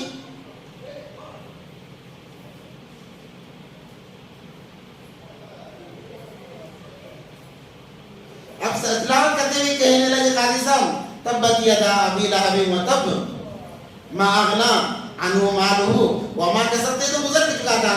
سیصلی نارا ذات لہب وامرأۃ حمالۃ الحطب حمالۃ الحطب. حما کا قاضی صاحب نے کہا کہ اماں کو صرف حمام ملے گا. کیا کہا؟ اماں کو کیا ملے گا؟ صرف حمام کا جو حصہ وہ اماں کے حصے میں، باقی تمام بدام بیوی کے حصے میں ہے. ابھی فیصلہ کر دیا کیونکہ یہاں پر آیا ہے حما کا، تو حمام ملے گا بس. اب تم جاؤ، فیصلہ ہو گیا. تو ایسے بھی لوگ ہوتے ہیں لے دے کے کوئی معاملہ سل کرنے والے، اس لیے بچنا چاہیے، اللہ سے پناہ بھی مانگنی چاہیے. تو یہاں پر اس کا تذکرہ ہو رہا ہے وَمِنْهُمْ أُمِّيُّونَ، اور انہی میں سے کچھ لوگ ان پڑھ لوگ ہیں. لا يعلمون الکتاب، جو لکھنا پڑھنا نہیں جانتے. إِلَّا أَمَانِيَّ وَإِنْهُمْ إِلَّا يَظُنُّونَ، بس ان کے خیالات ہیں، گمان ہیں.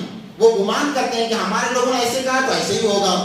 فَوَيْلٌ، اب یہاں تاکید کی بات ہو رہی ہے. فَوَيْلٌ لِلَّذِينَ يَكْتُبُونَ الْكِتَابَ بِأَيْدِيهِمْ. اور انسان کو زیادہ ہوشیار بھی نہیں بننا چاہیے.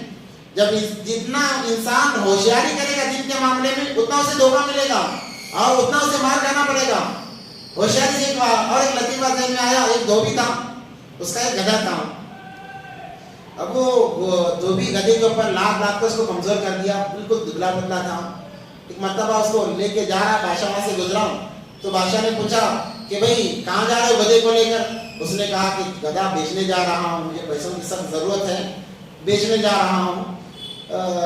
چاہے کوئی اچھے گراہک مل جائے، کچھ زیادہ دام مل جائے تو بیچ دوں گا. اچھا کیا خاصیت ہے اس کی؟ کہنے لگا اس کی بہت بڑی خاصیت ہے، میں اس کو بیچنا تو نہیں چاہتا تھا مگر میرے حالات اتنے خراب ہیں جس کی وجہ سے بیچ رہا ہوں. کہا کہ بہت زیادہ خاصیت ہے. کہا کہ کیا خاصیتیں ہیں؟ تو وہ کہنے لگا جو بھی اس گدھے پر سوار ہوتا ہے اسے مکہ اور مدینہ دونوں نظر آتے ہیں. کیا کہا؟ جو بھی اس گدھے پر بیٹھتا ہے، کیونکہ بادشاہ اپنے آپ کو ہوشیار سمجھتے ہیں، اپنے آپ کو بہت زیادہ ہوشیار سمجھتے ہیں. اس کی زیادہ ہوشیاری سے گرا دیا اس کو. اس نے تو اس نے کہا کہ جو سوار ہوتا ہے اسے مکہ اور مدینہ نظر آتا ہے. تو بادشاہ نے کہا کہ اچھا، لوگ لاکھوں روپے خرچ کر کے مکہ مدینہ دیکھنے جاتے ہیں، یہاں پر گدھے کو بیٹھنے کو وہ چیز نظر آ رہی ہے تو میں خرید دوں گا. کہا کہ اس کی قیمت زیادہ ہے. کہا کتنی زیادہ ہے؟ میں جتنا مانگوں اتنا دینا پڑے گا. تو بادشاہ نے سوچا مکہ مدینہ کو ہر بار دیکھ لیا کریں گے، مکہ مدینہ کو ہر بار دیکھ لیا کریں گے. تو اچھا چلو میں خریدنے کے لیے تیار ہوں، مگر میں پہلے دیکھوں گا آپ کی نظر آتا بھی ہے یا نہیں ہے. تو اس نے کہا کہ وزیر کو بلا، وزیر آؤ اور گدھے پہ سوار ہو جاؤ. تو اس نے دھوبی نے کہا کہ بادشاہ سلامت، ایک خاصیت بھی ہے، مکہ اور مدینہ اسی کو نظر آتا ہے جو دھوکہ باز نہ ہو، جو مکار نہ ہو، جو کسی کا مال نہ ہڑکا ہو، اسی کو نظر آتا ہے. تو بادشاہ کو تو وزیر پر اعتماد ہوتا ہے. بادشاہ نے کہا اب تو وزیر کو پکا نظر آئے گا، کیونکہ اعتماد ہے وزیر کے اوپر کہ دھوکہ باز نہیں ہو سکتا, 2 نمبر کام نہیں کر سکتا. اب تو وزیر کو پکا نظر آئے گا, ایک بلایا وزیر کو, کہا کہ چاہ سوار ہو جا. اب بادشاہ کا حکم بھی ایسا جیسے حضرت عمر کے زمانے میں دین کے خلاف بات نظر آئی تلوار نکال لیتے. تو بادشاہوں کا ہی معاملہ تھا, کچھ ان کے مزاج کے خلاف تلوار نکال لیتے, گردن اڑا دو, یہ معاملہ تھا. وزیر نے سوچا کہ اگر نہیں چڑھوں گا تو میری گردن تو گئی. اب وہ اپنی جان کو بچانے کے لیے سوار تو ہو گیا. اب ادھر دیکھ رہا ہے ادھر دیکھ رہا ہے, کوئی نظر ہی نہیں آ رہا ہے اسے, کہاں سے نظر آئے گا گدھے پر مکہ مدینہ. اب یہ پریشان ہو گیا. اب کہنے لگا اگر نظر نہیں آیا, اگر کہوں گا تو میرا راز ہو جائے گا, میری پور کھل جائے گی, اب کروں تو کیا کروں. تو اس نے کہا اپنے آپ کو بچانا ہے, جان ہے تو جان ہے, معاملہ رواج چلا ہے. لوگ کہتے ہیں کہ بھائی جو بھی ہو جائے جان ہے تو جان ہے, جان پہلے بچاؤ, جان خود کو مل جائے گی. تو اس نے کہا کہ بادشاہ سلامت, آپ کیا بات کر رہے ہیں. وزیر بادشاہ نے پوچھا وزیر بتاؤ مکہ مدینہ نظر آیا. تو اس نے کہا بادشاہ سلامت آپ کیا پوچھ رہے ہیں, یہاں پر بھی نظر آ رہا ہے, وہاں پر بھی نظر آ رہا ہے, ہر جگہ نظر آ رہا ہے. کہا ہر جگہ نظر آ رہا ہے. تو یہ کہ بادشاہ دیکھنے سوچنے لگا کہ اچھا تو نے تو انتظار کر لیا, ادھر جہاں میں بھی دیکھوں گا, اب کیا کروں گا, میں بھی دیکھوں گا. یہ کہہ کر سوار ہو گیا گدھے پر. کچھ بھی نظر نہیں آیا. بادشاہ پریشان ہو گیا کہ کچھ بھی نظر نہیں آیا ہے, مگر لوگوں کے سامنے دھوبی نے کہا تھا کہ اسی کو نظر آئے گا تو امانت دار ہو, امانت دار ہو, دیانت دار ہو, اچھا انسان ہو, اسی کو نظر آئے گا. اب بادشاہ سوچنے پڑ گیا, اور فقیر پوچھ رہا ہے بادشاہ سلامت نظر آیا. اب بادشاہ کشمکش میں ہے کہ اگر کہوں نہیں نظر آیا لوگوں کے سامنے میری پور کھل جائے گی اور میری عزت نہیں ہوگی, لوگ کہیں گے دغا باز ہے, دھوکے باز ہے. یہ کہہ کے بادشاہ مجبور ہو گیا اور کہنے لگا کہ واقعی مکہ مدینہ نظر آتا ہے, واقعی مکہ مدینہ نظر آتا ہے. جو چالاکیاں انسان کرتا ہے اس کی چالاکیوں سے جو ڈوبتی ہیں. تو تذکرہ ہو رہا ہے, اللہ ڈرا رہے ہیں فویل ثم یقولون ھذا من عند اللہ. یہ وہی لوگ ہیں, پھر یہ لوگ کہنے لگے ھذا من عند اللہ. وہ یہودی علماء کیا کرتے, تورات کے نسخوں میں اپنی طرح سے لکھ کر لاتے اور لوگوں کو بتاتے دیکھو ھذا من عند اللہ, یہ اللہ کی طرف سے ہے. لیشتروا به ثمنا قلیلا, دین کو چھوٹی سی قیمت پر بیچ دیتے. کیا کرتے, دین کو چھوٹی سی قیمت پر ایمان کو داؤ پر لگا دیتے ہیں. جیسا کہ آج کل بھی لگاتے ہیں. مال کتنا ہوتا ہے, مال کتنا ہوتا ہے, دین کے مقابلے میں کچھ بھی مال کی حیثیت نہیں ہے. ایک انسان کے پاس مال نہیں ہے, فقر و فاقے کی زندگی جی رہا ہے, فقر و فاقے کی زندگی جی رہا ہے, مگر ایمان ہے تو وہ دنیا کا سب سے بڑا مالدار انسان ہے. کیونکہ کامیابی تو ایمان پر ہے, مال پر تھوڑی کامیابی ہے. اگر مال پر کامیابی ہوتی تو فرعون کیوں ناکام ہوتا, حامان کیوں ناکام, اگر عہدے پر کامیابی ہوتی فرعون ناکام نہیں ہوتا. اگر مال پر کامیابی ہوتی تو قارون وہ کبھی ناکامیاب نہیں ہوتا. دنیا کا سب سے بڑا مالدار, کروڑوں نہیں اربوں خربوں پتی ہے. علماء فرماتے ہیں اس سے زیادہ مالدار نہ پہلے آیا تھا نہ بعد میں آئے گا. اتنا بڑا مالدار تھا تو پھر وہ کیوں ناکام ہو جاتا. اصل جو مدار ہے کامیابی کا ایمان پر ہے.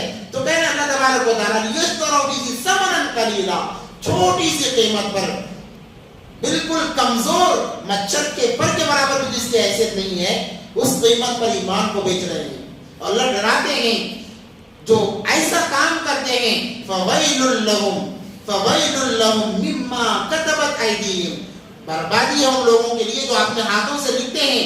وویل لہم, اور بربادی ہے جس سے وہ کماتے ہیں.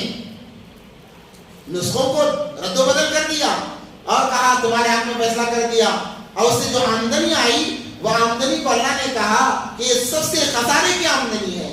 اس لیے ایک انسان جھوٹ بول کر لاکھوں کماتا ہے اور ایک انسان سچ بول کر 100 روپیہ کماتا ہے. یہ 100 روپے لاکھوں روپے پر بھاری پڑ جاتے ہیں. ایک حدیث میں ایک واقعہ ہے, کسی کتاب میں پڑھا تھا, ذہن سے نکل رہی کتاب کا نام, کہ جب اللہ نے تبوک کے موقع, نبی پاک صلی اللہ علیہ وسلم نے تبوک کے موقع پر کہا کہ چندہ دو, دین کے لیے جانا, اللہ کے راستے میں جانا ہے, بہت ساری چیزوں کی ضرورت پڑتی ہے, چندہ دو. تو تمام لا کر دینے لگے. صحابی معذور ہاتھ نہیں تھے.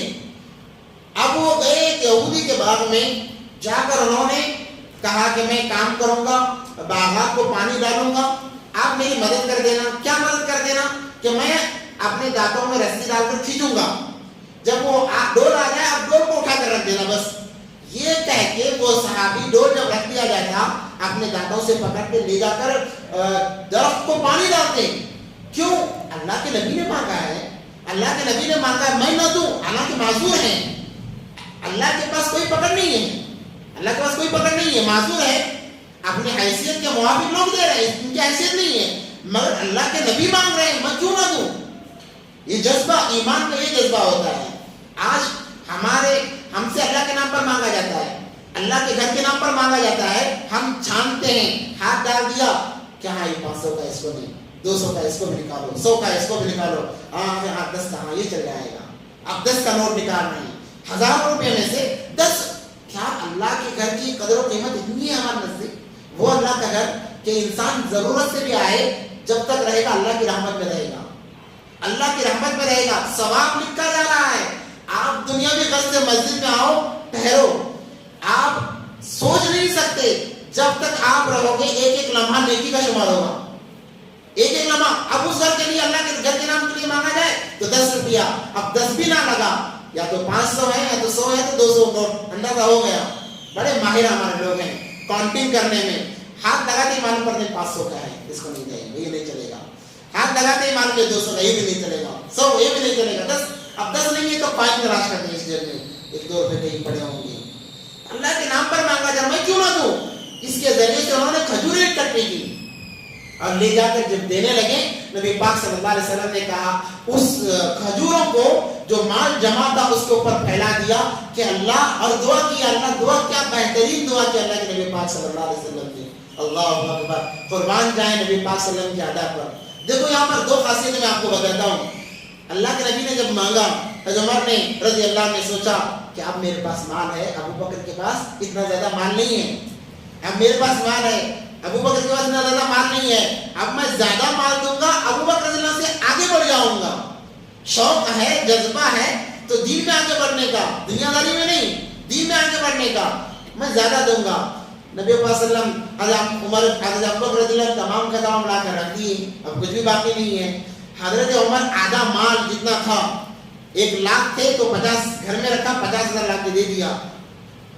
اب سوچ رہے ہیں کہ چلو میرا پلہ بھاری ہو گیا، میں نے ابو بکر سے زیادہ دیا، ابو بکر نے دیا ہی کیا ہے؟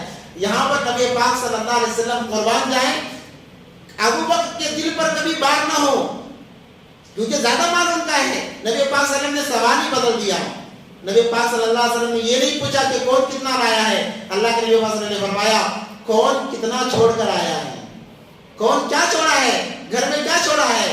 جیسے یہ الفاظ سنے، حضرت عمر فاروق رضی اللہ عنہ کہنے لگے ابو بکر مجھ سے کبھی نہیں، میں ابو بکر سے کبھی بڑھ ہی نہیں سکتا، میں صدیق اکبر رضی اللہ عنہ سے کبھی بڑھ نہیں سکتا۔ اس لیے حضرت عمر فاروق رضی اللہ عنہ کہتے اے ابو بکر آپ میری نیکیاں لے لیں، مگر وہ لمحے، ان لمحوں کی نیکیاں جو آپ نے غارے سو میں بتائی ہیں وہ مجھے دے دیں۔ کیا مزاج تھا۔ یہاں پر نبی پاک صلی اللہ علیہ وسلم نے دوسرا جب یہ معاملہ آیا، اللہ کے نبی نے دعا کی یا اللہ اس مال کے صدقے اس مال کو قبول فرما۔ جو صحابی لے کر آئے تھے کھجوریں، یا اللہ اس تھوڑے سے مال کے صدقے میں ان تمام مال کو قبول فرما۔ کیا مقام بڑا ہوگا، کیا وہ منظر ہوگا، اللہ اکبر کبیرہ۔ تو جب اللہ کے نام پر دینے کا معاملہ آتا ہے تو ہم لوگ پیچھے ہٹ جاتے ہیں۔ تو یہاں پر دین کو بیچا جائے چھوٹی سی قیمت پر تو بربادی ہے ان لوگوں کے لیے۔ کتبت ایدیہم وویل لہم مما یکسبون، یہاں ویل سے بربادی ہو، برائی ہو ایک معنی لیتے ہیں، مگر تفسیر مظہری اور امام باغوی رحمۃ اللہ علیہ نے یہاں ویل سے جہنم کے طبقے کا حصہ مراد دیا ہے کہ ویل ایک جہنم کے 7 طبقوں میں سے ایک طبقہ ہے اور وہ سب سے خطرناک طبقہ ہے۔ اللہ تبارک و تعالیٰ ایسے لوگوں کو اس طبقے کے اندر ڈالیں گے۔ فویل لہم مما کتبت ایدیہم وویل لہم مما یکسبون۔ اور ان کا ایک مزاج تھا بنی اسرائیل کا، وہ چونکہ نبوت انہی میں چلی آ رہی ہے، جیسے کہ اسحاق علیہ السلام کے بیٹے یعقوب علیہ السلام، یعقوب علیہ السلام کے بیٹے یوسف علیہ السلام، یعقوب علیہ السلام کے 12 بچے، 12 بچوں کے ذریعے سے نسل چلی ہے، اور عیسیٰ علیہ السلام تک بھی نبوت انہی بنی اسرائیل کے پشتوں میں چلی ہے نبوت۔ تو یہ کہتے کہ ہم تو انبیاء کی اولاد ہیں، کیا کہتے؟ ہم تو انبیاء کی اولاد ہیں، نسلاً بھی اصلاً بھی، نسلی اعتبار سے بھی اصلی اعتبار سے بھی ہم کس کی اولاد ہیں؟ انبیاء کی اولاد ہیں۔ اللہ ہمیں آگ میں نہیں ڈالیں گے. کیا کہتے تھے؟ اللہ ہمیں آگ میں نہیں ڈالیں گے. اگر ڈالیں گے تو بھی ذرا سے وقت کے لیے یوں ڈالیں گے, نکال دیں گے, کیونکہ ہم انبیاء کی نسل سے. اس سے نقطہ نکالا ہے علماء کرام نے کہ انسان کو کبھی حسب اور نسب پر نہیں اترانا چاہیے. انسان کو کبھی حسب اور نسب پر اترانا نہیں چاہیے. اسی لیے نبی پاک صلی اللہ علیہ وسلم فرماتے ہیں, اے بیٹی فاطمہ اپنے آخرت کے لیے کچھ جمع کر لے. اگر آخرت میں گناہوں کا پردہ باری ہو گیا, میں نبی ہونے کے باوجود بھی تجھے نہیں بچا سکوں گا. صحیح ہے نا. اس لیے حالانکہ بیٹی ہے, دنیا میں جنت کا سرٹیفکیٹ مل چکا ہے, اس کے باوجود بھی نبی پاک صلی اللہ علیہ وسلم جب نصیحت کرتے تو یہ نصیحت کر دی. یہ نصیحت کب کی؟ ایک مرتبہ حضرت علی اور حضرت فاطمہ الزہرا رضی اللہ تعالیٰ عنہ کے درمیان میں اختلاف ہو گیا تو حضرت علی رضی اللہ تعالیٰ عنہ چلے گئے. بیٹی فاطمہ ابا کے گھر کو آ گئی. ابا کے گھر کو جب آئی تو پوچھا کیا بات ہے؟ کہنے لگی کہ آج میرا جھگڑا ہوا ہے حضرت علی سے. چونکہ یہ بات عورتیں بھی سنتی ہیں, ان کے لیے خاص کر کے ہے, تو جھگڑا ہوا ہے. تو پھر اللہ نے میرے پوچھا کہ علی کہاں چلے گئے؟ وہ ناراض ہو کر چلے گئے. میں بھی خاموش آ گئی. میں نے انہیں منایا نہیں ہے. کہا یا یوں کہا کہ جھگڑا ہوا, پھر بعد میں رفع دفع معاملہ ہو گیا, میں یہاں پر آ گئی, وہ کہیں اور چلے گئے.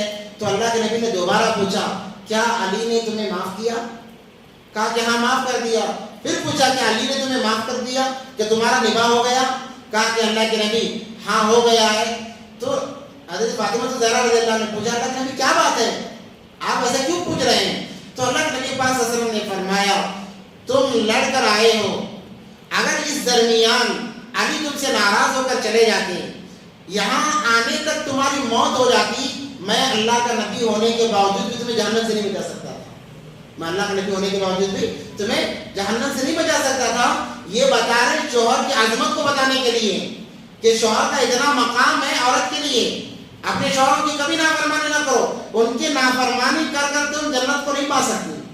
شوہر کی نافرمانی کر کے جنت کو نہیں پا سکتی. حالانکہ نسبی سلسلہ کتنا اونچا ہے. اب چلو یہ معاملہ الگ ہو گیا. حضرت خواجہ ابو طالب جو سبھی چچا ہیں, نسب کتنا بڑا ہے. اللہ کے نبی پاک صلی اللہ علیہ وسلم نے فرمایا کہ باپ کے انتقال کے بعد چچا باپ کے درجے میں آ جاتا ہے, باپ کے درجے میں آ جاتا ہے.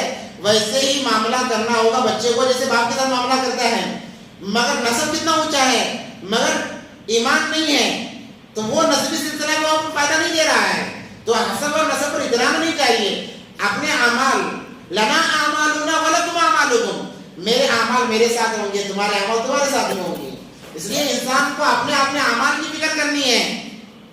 اللہ یہ نہیں پوچھیں گے کہ تمہارے فلاں نے کتنے نیکیاں کی, تم نے کتنے, یہ نہیں, بلکہ ہر ایک کا اپنا حساب ہوگا, دوسروں کے بارے میں نہیں. آج عجیب معاملہ ہے, ہر ایک دوسرے کی خرابیاں نکالنے میں لگا ہوا ہے. وہ نماز پڑھتا ہے نہیں پڑھتا ہے, وہ اللہ کے راستے میں جاتا ہے نہیں جاتا ہے, وہ صدقہ دیتا ہے نہیں دیتا ہے, وہ روزہ رکھتا ہے. ارے ان کا معاملہ چھوڑو, دعوت دینا ہمارا کام تھا, دے دیا, کہہ دیا ہم نے. اب وہ کرتا ہے نہیں کرتا ہے, اس کے پیچھے لگ کر اس کی برائیاں ظاہر کر دینا یہ کوئی عقل مندی کی بات نہیں. ہمیں تو اپنے اعمال کی فکر کرنی چاہیے. لوگ اپنے اعمال کی فکر چھوڑ کر دوسروں کے برائیوں کی فکر میں لگے ہوئے ہیں, جس کی وجہ سے اپنی آخرت بھی برباد ہو رہی ہے, دنیا بھی برباد ہو رہی ہے. اسی کا تذکرہ ہو رہا ہے. وقالوا, وہ کہتے ہیں لن تمسنا النار, آگ ہمیں ہرگز نہیں چھوئے گی, الا ایاما معدودا, یا یوں کہا کہ اللہ ہمیں آگ میں نہیں ڈالیں گے مگر چند مدت کے لیے. قل, اللہ فرمانے آپ کہہ دیجئے اتخذتم عند اللہ, کیا تم نے اللہ سے عہد کر لیا, وعدہ کر لیا ہے. فَلَن يُخْلِفَ اللَّهُ وَعْدَهُ, کیا اللہ تمہارے وعدہ خلاف نہیں کریں گے کہ تم نے اللہ سے وعدہ کر لیا ہے, اب اللہ وعدہ خلاف نہیں کریں گے تمہارے ساتھ میں. یہ کوئی وعدہ ہی نہیں ہے. یہ کوئی وعدہ ہے کہ ہم نبی کی نسل سے ہیں, نبی کی اولاد سے ہیں, اس لیے اللہ تو ہمیں جہنم میں لا رہا ہے. اللہ, کیا تم نے اللہ سے وعدہ کیا ہے؟ اگر وعدہ کیا بھی ہے تو اللہ کو تمہارے وعدوں کی کیا پڑی ہے؟ تم خود سے بہت سارے وعدے کر سکتے ہو, اللہ تو اعمال دیکھتے ہیں. فَلَن يُخْلِفَ اللَّهُ وَعْدَهُ أَمْ تَقُولُونَ, یہی کہتے ہیں عَلَى اللَّهِ مَا لَا تَعْلَمُونَ, اللہ کو ایسا کرنا ہوگا, تمہاری سوچ ہے. اللہ کو ہے نا کوئی جبرن یہ نہیں کہہ سکتا کہ اللہ میں نبی کی اولاد ہوں, نبی کے نسل سے مجھے جنت میں بھیج دینا, ایسا نہیں ہو سکتا. اللہ تو اعمال کے حساب سے پیدا کریں گے. وہ اسی کی نفی ہو رہی ہے. بلا من کسب سیئاتوں، کیوں نہیں، بلکہ انہوں نے برائی کو کمایا ہے. وہ احاطت به خطیئتہ، اور برائی ان کو گھیرے ہوئی ہے. جیسے میں نے شروع میں کہا، جب انسان کسی گناہ کو گناہ سمجھ کر رہا ہے تو گناہ میں بڑھتا چلا جائے گا، وہ گناہ میں بڑھتا چلا جائے گا، اسے کبھی ہدایت کی توفیق نہیں ملے گی. تو یہی بتایا جا رہا ہے وہ احاطت به خطیئتہ، اس کے گناہوں نے اسے گھیرے میں لے لیا ہے. اب وہ گناہ سے نکلنا چاہے تب بھی نہیں نکل سکتا. جیسے کہ آج ہمارا تاجر کہتا ہے کہ جھوٹ کے بغیر تو تجارت مشکل ہے، جھوٹ کے بغیر کاروبار نہیں کر سکتے بھائی، بہت مشکل ہے. جھوٹ نہیں بولیں گے تو کیسا بیچیں گے؟ کل کا مال ہوتا ہے، ہمیں آج کا بتانا پڑتا ہے. اگر آج کا نہیں بتائیں گے تو مال بکے گا نہیں تو نقصان ہوگا. کیا تم دنیا کے نقصان کے لیے دنیا کے نقصان کو اتنی اہمیت دے رہے ہو کہ آخرت کا نقصان تمہیں کچھ بھی نظر نہیں آ رہا ہے؟ آخرت کا نقصان تو اس سے زیادہ بڑا ہوا ہے. تو اللہ یہی فرما رہے ہیں وَأَحَاطَتْ بِهِ خَطِیئَتُهُ، ان کے گناہ نے ان کو گھیرے میں لے لیا ہے. اب وہ سوچتے ہیں کہ جھوٹ اگر نہیں بولوں گا تو کام نہیں چلے گا، جھوٹ اگر نہیں بولوں گا تو کام نہیں چلے گا، تجارت نہیں چلے گی، بزنس نہیں ہوگا. تجارت کا ایک اصول یہ ہے، اسی لیے ہر انسان کو جس فیلڈ میں ہے اس فیلڈ کا علم حاصل کرنا فرض ہے. جس فیلڈ میں انسان ہے، میں امامت کی فیلڈ میں ہوں، امامت کا علم مجھے ہونا چاہیے. اگر میں کاروبار کی فیلڈ میں ہوں، کاروبار کے اعتبار سے کیا علم ہے اس کا جاننا فرض ہے.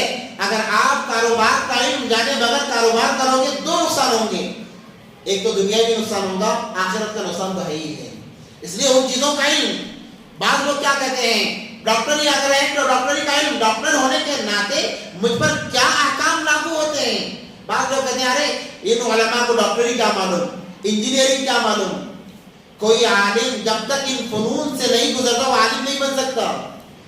عالم انسان اسی وقت بنتا ہے آپ کے جتنے علم اب ہیں یا قیامت تک اور جتنے علوم آئیں گے. یہ نہیں کہ بس آپ کے دور میں جتنے علم ہیں وہی جان کر آگے بڑھے، ایسا نہیں ہے. قیامت تک جتنی نئی سائنس کے اعتبار سے نئی جتنی چیزیں ایجاد ہوگی اس کا بھی علم عالم کو ہوتا ہے. اسی لیے کوئی نئی چیز آ گئی سب سے پہلے علماء بیٹھ کر اس کے متعلق مسائل نکالتے ہیں کہ اس کا کیا مسئلہ ہے.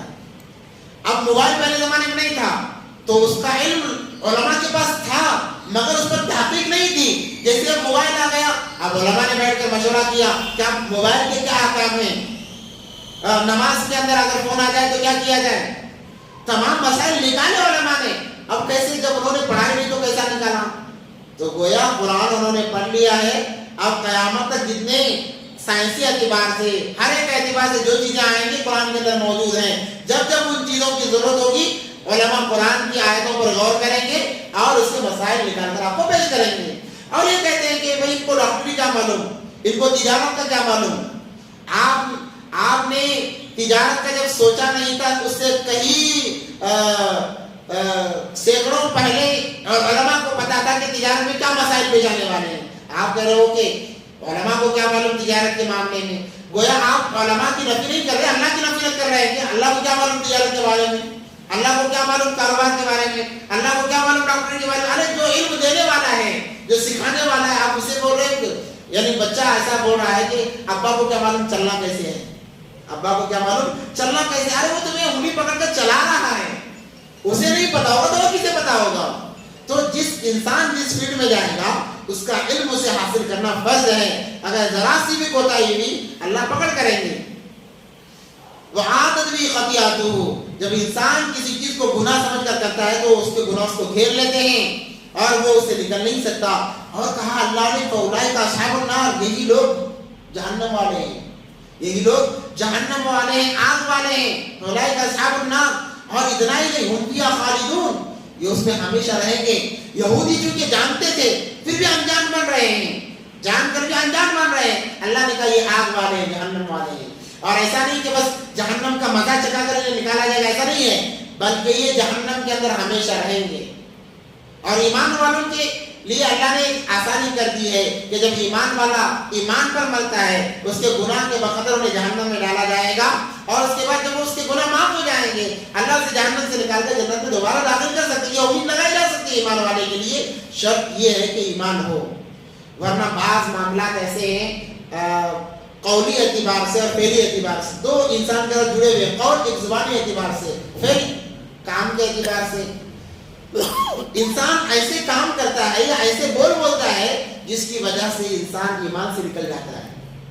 انسان کیا کرتا ہے؟ ایمان سے نکل جاتا ہے. یا ایسا کام کر کے بتاتا ہے کہ جس کی وجہ سے انسان ایمان سے نکل جاتا ہے, وہ مرتد ہو جاتا ہے اور اپنے آپ کو ایمان والا سمجھتا ہے. ایسے لوگ جب مریں گے وہ ہمیشہ جہنم میں رہیں گے کیونکہ ایمان والے نہیں ہیں. اور یہ نبی پاک صلی اللہ علیہ وسلم کی پیشن گوئی ہے, قیامت کے قریب ایسا وقت آئے گا انسان صبح ایمان کی حالت میں کرے گا, شام ہوتے ہوتے وہ مرتد ہو جائے گا. اس لیے ایمان کی تجدید کرتے رہنا چاہیے, بار بار ایمان کی تجدید کرتے رہنی چاہیے. اولئک اصحاب النار هم فیہا خالدون والذین آمنوا. اب اللہ نے دیکھو یہاں پر یہ کہا کہ ایمان والوں کو ڈرنے کی ضرورت نہیں ہے.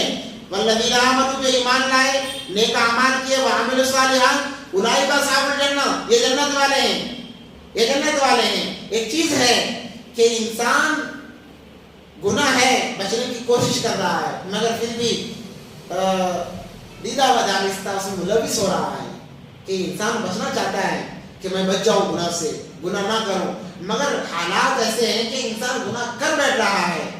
اللہ تب دل کی کیفیت کو دیکھتے ہیں. اللہ کیا کرتے ہیں؟ دل کی کیفیت کو دیکھتے ہیں. اس کے دل کے اندر کیا کیفیت ہے؟ بچنا چاہ رہا ہے تو اللہ گناہ سے بچنے کا اجر دیں گے اسے, حالانکہ اس نے گناہ کیا ہے, مگر دل میں یہ بات ہے کہ اللہ میں اس گناہ سے بچ جاؤں, کہ اللہ میں اس سے بچنا چاہتا ہوں. بہت کوشش کر رہا ہے مگر کبھی نہ کبھی گناہ ہو جا رہا ہے. اللہ ایسے گناہوں کو بعض تو ایسے کہ درگزر فرما دیتے ہیں, اور ایسا درگزر فرماتے ہیں کہ زمین جس حصے پر گناہ کیا زمین کے ساتوں حصوں کو بلا دیا جاتا ہے, آسمان کے حصوں کو بلا دیا جاتا ہے, اور ہمارے اعضاء کو بلا دیا جاتا ہے کہ کل قیامت کے دن کوئی گواہ باقی نہ رہے.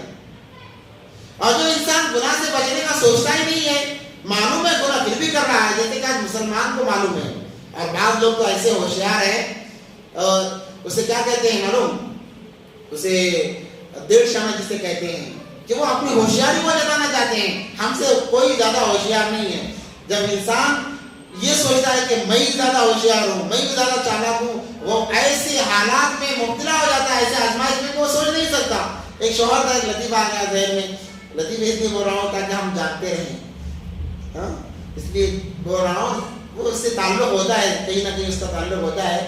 ایک شوہر تھا, وہ بڑا کنجوس تھا, وہ اپنے آپ کو ہوشیار سمجھتا تھا کہ میں کنجوسی کر کے مال بچا رہا ہوں. اب دلہن کو نکاح کر کے لایا, روز اول سے لے کر سال بیت گئے, ہمیشہ دال ہی کھا رہا ہے, ہمیشہ کیا کھا رہا ہے؟ دال ہی. صبح میں کیا پکائیں؟ دال. شام میں کیا پکائیں؟ دال. ظہر میں کیا پکائیں؟ دال. وہ بیچاری عیش کی زندگی جی کر آ رہی تھی, اب یہاں دال کھا کھا کے اس کی تو حالت پیلی ہو گئی. یہ جا رہی ہے آنا جا رہا ہے کیونکہ ہضم نہیں ہو رہا ہے. اگر بیوی کہتی کہ اس کے علاوہ بھی کچھ بہت ساری کھانے کی چیزیں ہیں وہ بھی کھلاؤ تو مارتا, ظلم کرتا, وہ بیچاری کیا مرتی کیا نہ کرتی, مجبوراً اسے کھانا پڑتا. مرتبہ اسے اپنے میکے جانا ہوا تو بھائیوں نے دیکھا, 3 بڑے ہٹے کھٹے بھائی تھے, آج کل ویسے بھی سالے بہت مشہور ہیں. تو انہوں نے کہا کہ بہن تیری کیا حالت ہو گئی, یہ حالت کس نے کی؟ کہنے لگی کہ شوہر نے کی. کیسے؟ کہ جب سے گئی ہوں آج تک دال ہی کھائی ہوں, جب سے گئی ہوں آج تک. دوسرا سن اگر بولنے جاؤ تو مارتا ہے, تکلیف دیتا ہے, مرتی کیا نہ کرتی وہی کھاتی رہی, جس کی وجہ سے حالت ایسی ہو گئی. تو بھائیوں نے مشورہ کیا اس کو سبق سکھانا چاہیے. یہ کہہ کے کہا کہ جا کر تو اپنے گھر چلی جا, اور وہ جیسا کہتا ہے ویسے کرنے کی کوشش کر, ہم آگے اس کا علاج کرتے ہیں. مگر بھائیوں نے یہ کیا کہ کچھ چیز دی, یعنی نیند کی گولیاں سمجھ لیجیے, تاکہ کھانے میں ملا کے, دال میں ملا کے کھلا دے, اس کو سلا دے تاکہ ہوش نہ رہے. اب یہ بیوی آئی, آ کر اس کو کھانے میں ملا کر نیند کی گولیاں ملا کر دے دیا, اب یہ کھا کے سو گیا. یہ آئے, تینوں کفن پہن کر آئے اور اس کو دوسرے کمرے میں لے گئے, وہاں پر بھی پورا کفن کو باندھ دیا کہ جب اٹھے ایسا پتا چلے کہ کسی اور دنیا میں ہوں. تو اور ایک اپنی شکل کو بگاڑ لیتا ہے, کسی کے ہاتھ میں درہ ہے, کسی کے ہاتھ میں چاقو ہے, بہت سارے لوگ کھڑے ہو گئے. اب جب تک وہ نیند کی گولیوں کا اثر تھا وہ سویا رہا, جیسے ہی اثر ختم ہوا یہ اٹھا, جیسے اٹھا ہر طرف, ایک طرف اندھیرا نظر آ رہا ہے, ایک طرف روشنائی نظر آ رہی ہے, پریشان ہو گیا. اب یہ کہنے لگے, ایک دوسرا کہہ رہا ہے کہ اس سے سوال جواب کیا جائے, اب یہ مر چکا ہے. تو کہنے لگے کیا میں مر چکا ہوں؟ کہا کہ ہاں تو مر چکا ہے. اب میں کہاں ہوں؟ تو قبر میں ہے. اچھا قبر میں ہوں تو سوال جواب کیا جائے. کیا سوال جواب کیا جائے؟ ایک نے پوچھا کہ بتا تو نے اللہ کی نعمت کون سی اللہ کی نعمتوں کو استعمال کیا؟ تو وہ خوش ہوا. وہ کہنے لگا میں نے دال کے علاوہ کسی نعمت کو ہاتھ بھی نہیں لگایا. کیا کہنے لگا؟ میں نے دال کے علاوہ کسی نعمت کو ہاتھ ہی نہیں لگایا. تو دوسرے نے کہا اچھا اللہ کی اتنی نعمتوں کو تو ضائع کر کے آ گیا, 100 کوڑے مارے جائیں. کیا کیا جائے؟ 100 کوڑے مارے جائیں. اب وہ کوڑے مار رہا ہے, اتنا مارا. اس کے بعد میں کہا کہ وہ کوڑے ختم ہو گئے. پھر اس کے بعد میں اور بتا تو نے فلاں اللہ کی نعمت کو استعمال کیا؟ کہا کہ نہیں دال کے علاوہ کبھی دیکھا نہیں. کہا کہ پھر 100 کوڑے مارے جائیں. پھر 100 کوڑے مارے. تو وہ بیچارہ مار کھاتے کھاتے دوبارہ بے ہوش ہو گیا. اب جب سے دوبارہ بے ہوش ہو گیا سالوں نے اٹھا کر دوسرے کمرے میں شفٹ کیا, اپنے اصلی جگہ سلایا اور نکل کر چلے گئے. اب بیوی آئی صبح میں, اٹھا رہی ہے اس کو, اس کا پورا بدن درد کر رہا ہے, نشانات پڑے ہوئے ہیں بدن پر. بیوی اٹھا رہی ہے, کہہ رہی ہے کہ جلدی سے منہ دھو لیجیے, میں آپ کے لیے دال بناتی ہوں. اب جیسے ہی اس نے دال کا تذکرہ سنا کہنے لگا او اللہ کی بندی ذرا دال اس کے بعد کبھی نہ بنا. دال کا عذاب بہت خطرناک ہے. دال کا عذاب میں نے دیکھا ہے کل رات نیند میں, دال کا عذاب بڑا سخت ہے. اس لیے کبھی دال نہیں کھائیں گے, ہاتھ سے گوشت مچھی کھائیں گے. تو انسان کو چاہیے کہ زیادہ ہوشیار بھی نہ بنے. تو جب انسان زیادہ ہوشیار بنتا ہے تو ایسے معاملے اسے کرنے, اس کے ساتھ میں برتنے پڑتے ہیں. تو یہ لوگ کہتے تھے کہ ہم تو چلو انبیاء کی اولاد ہیں, انبیاء کی نسل میں سے. ارے اللہ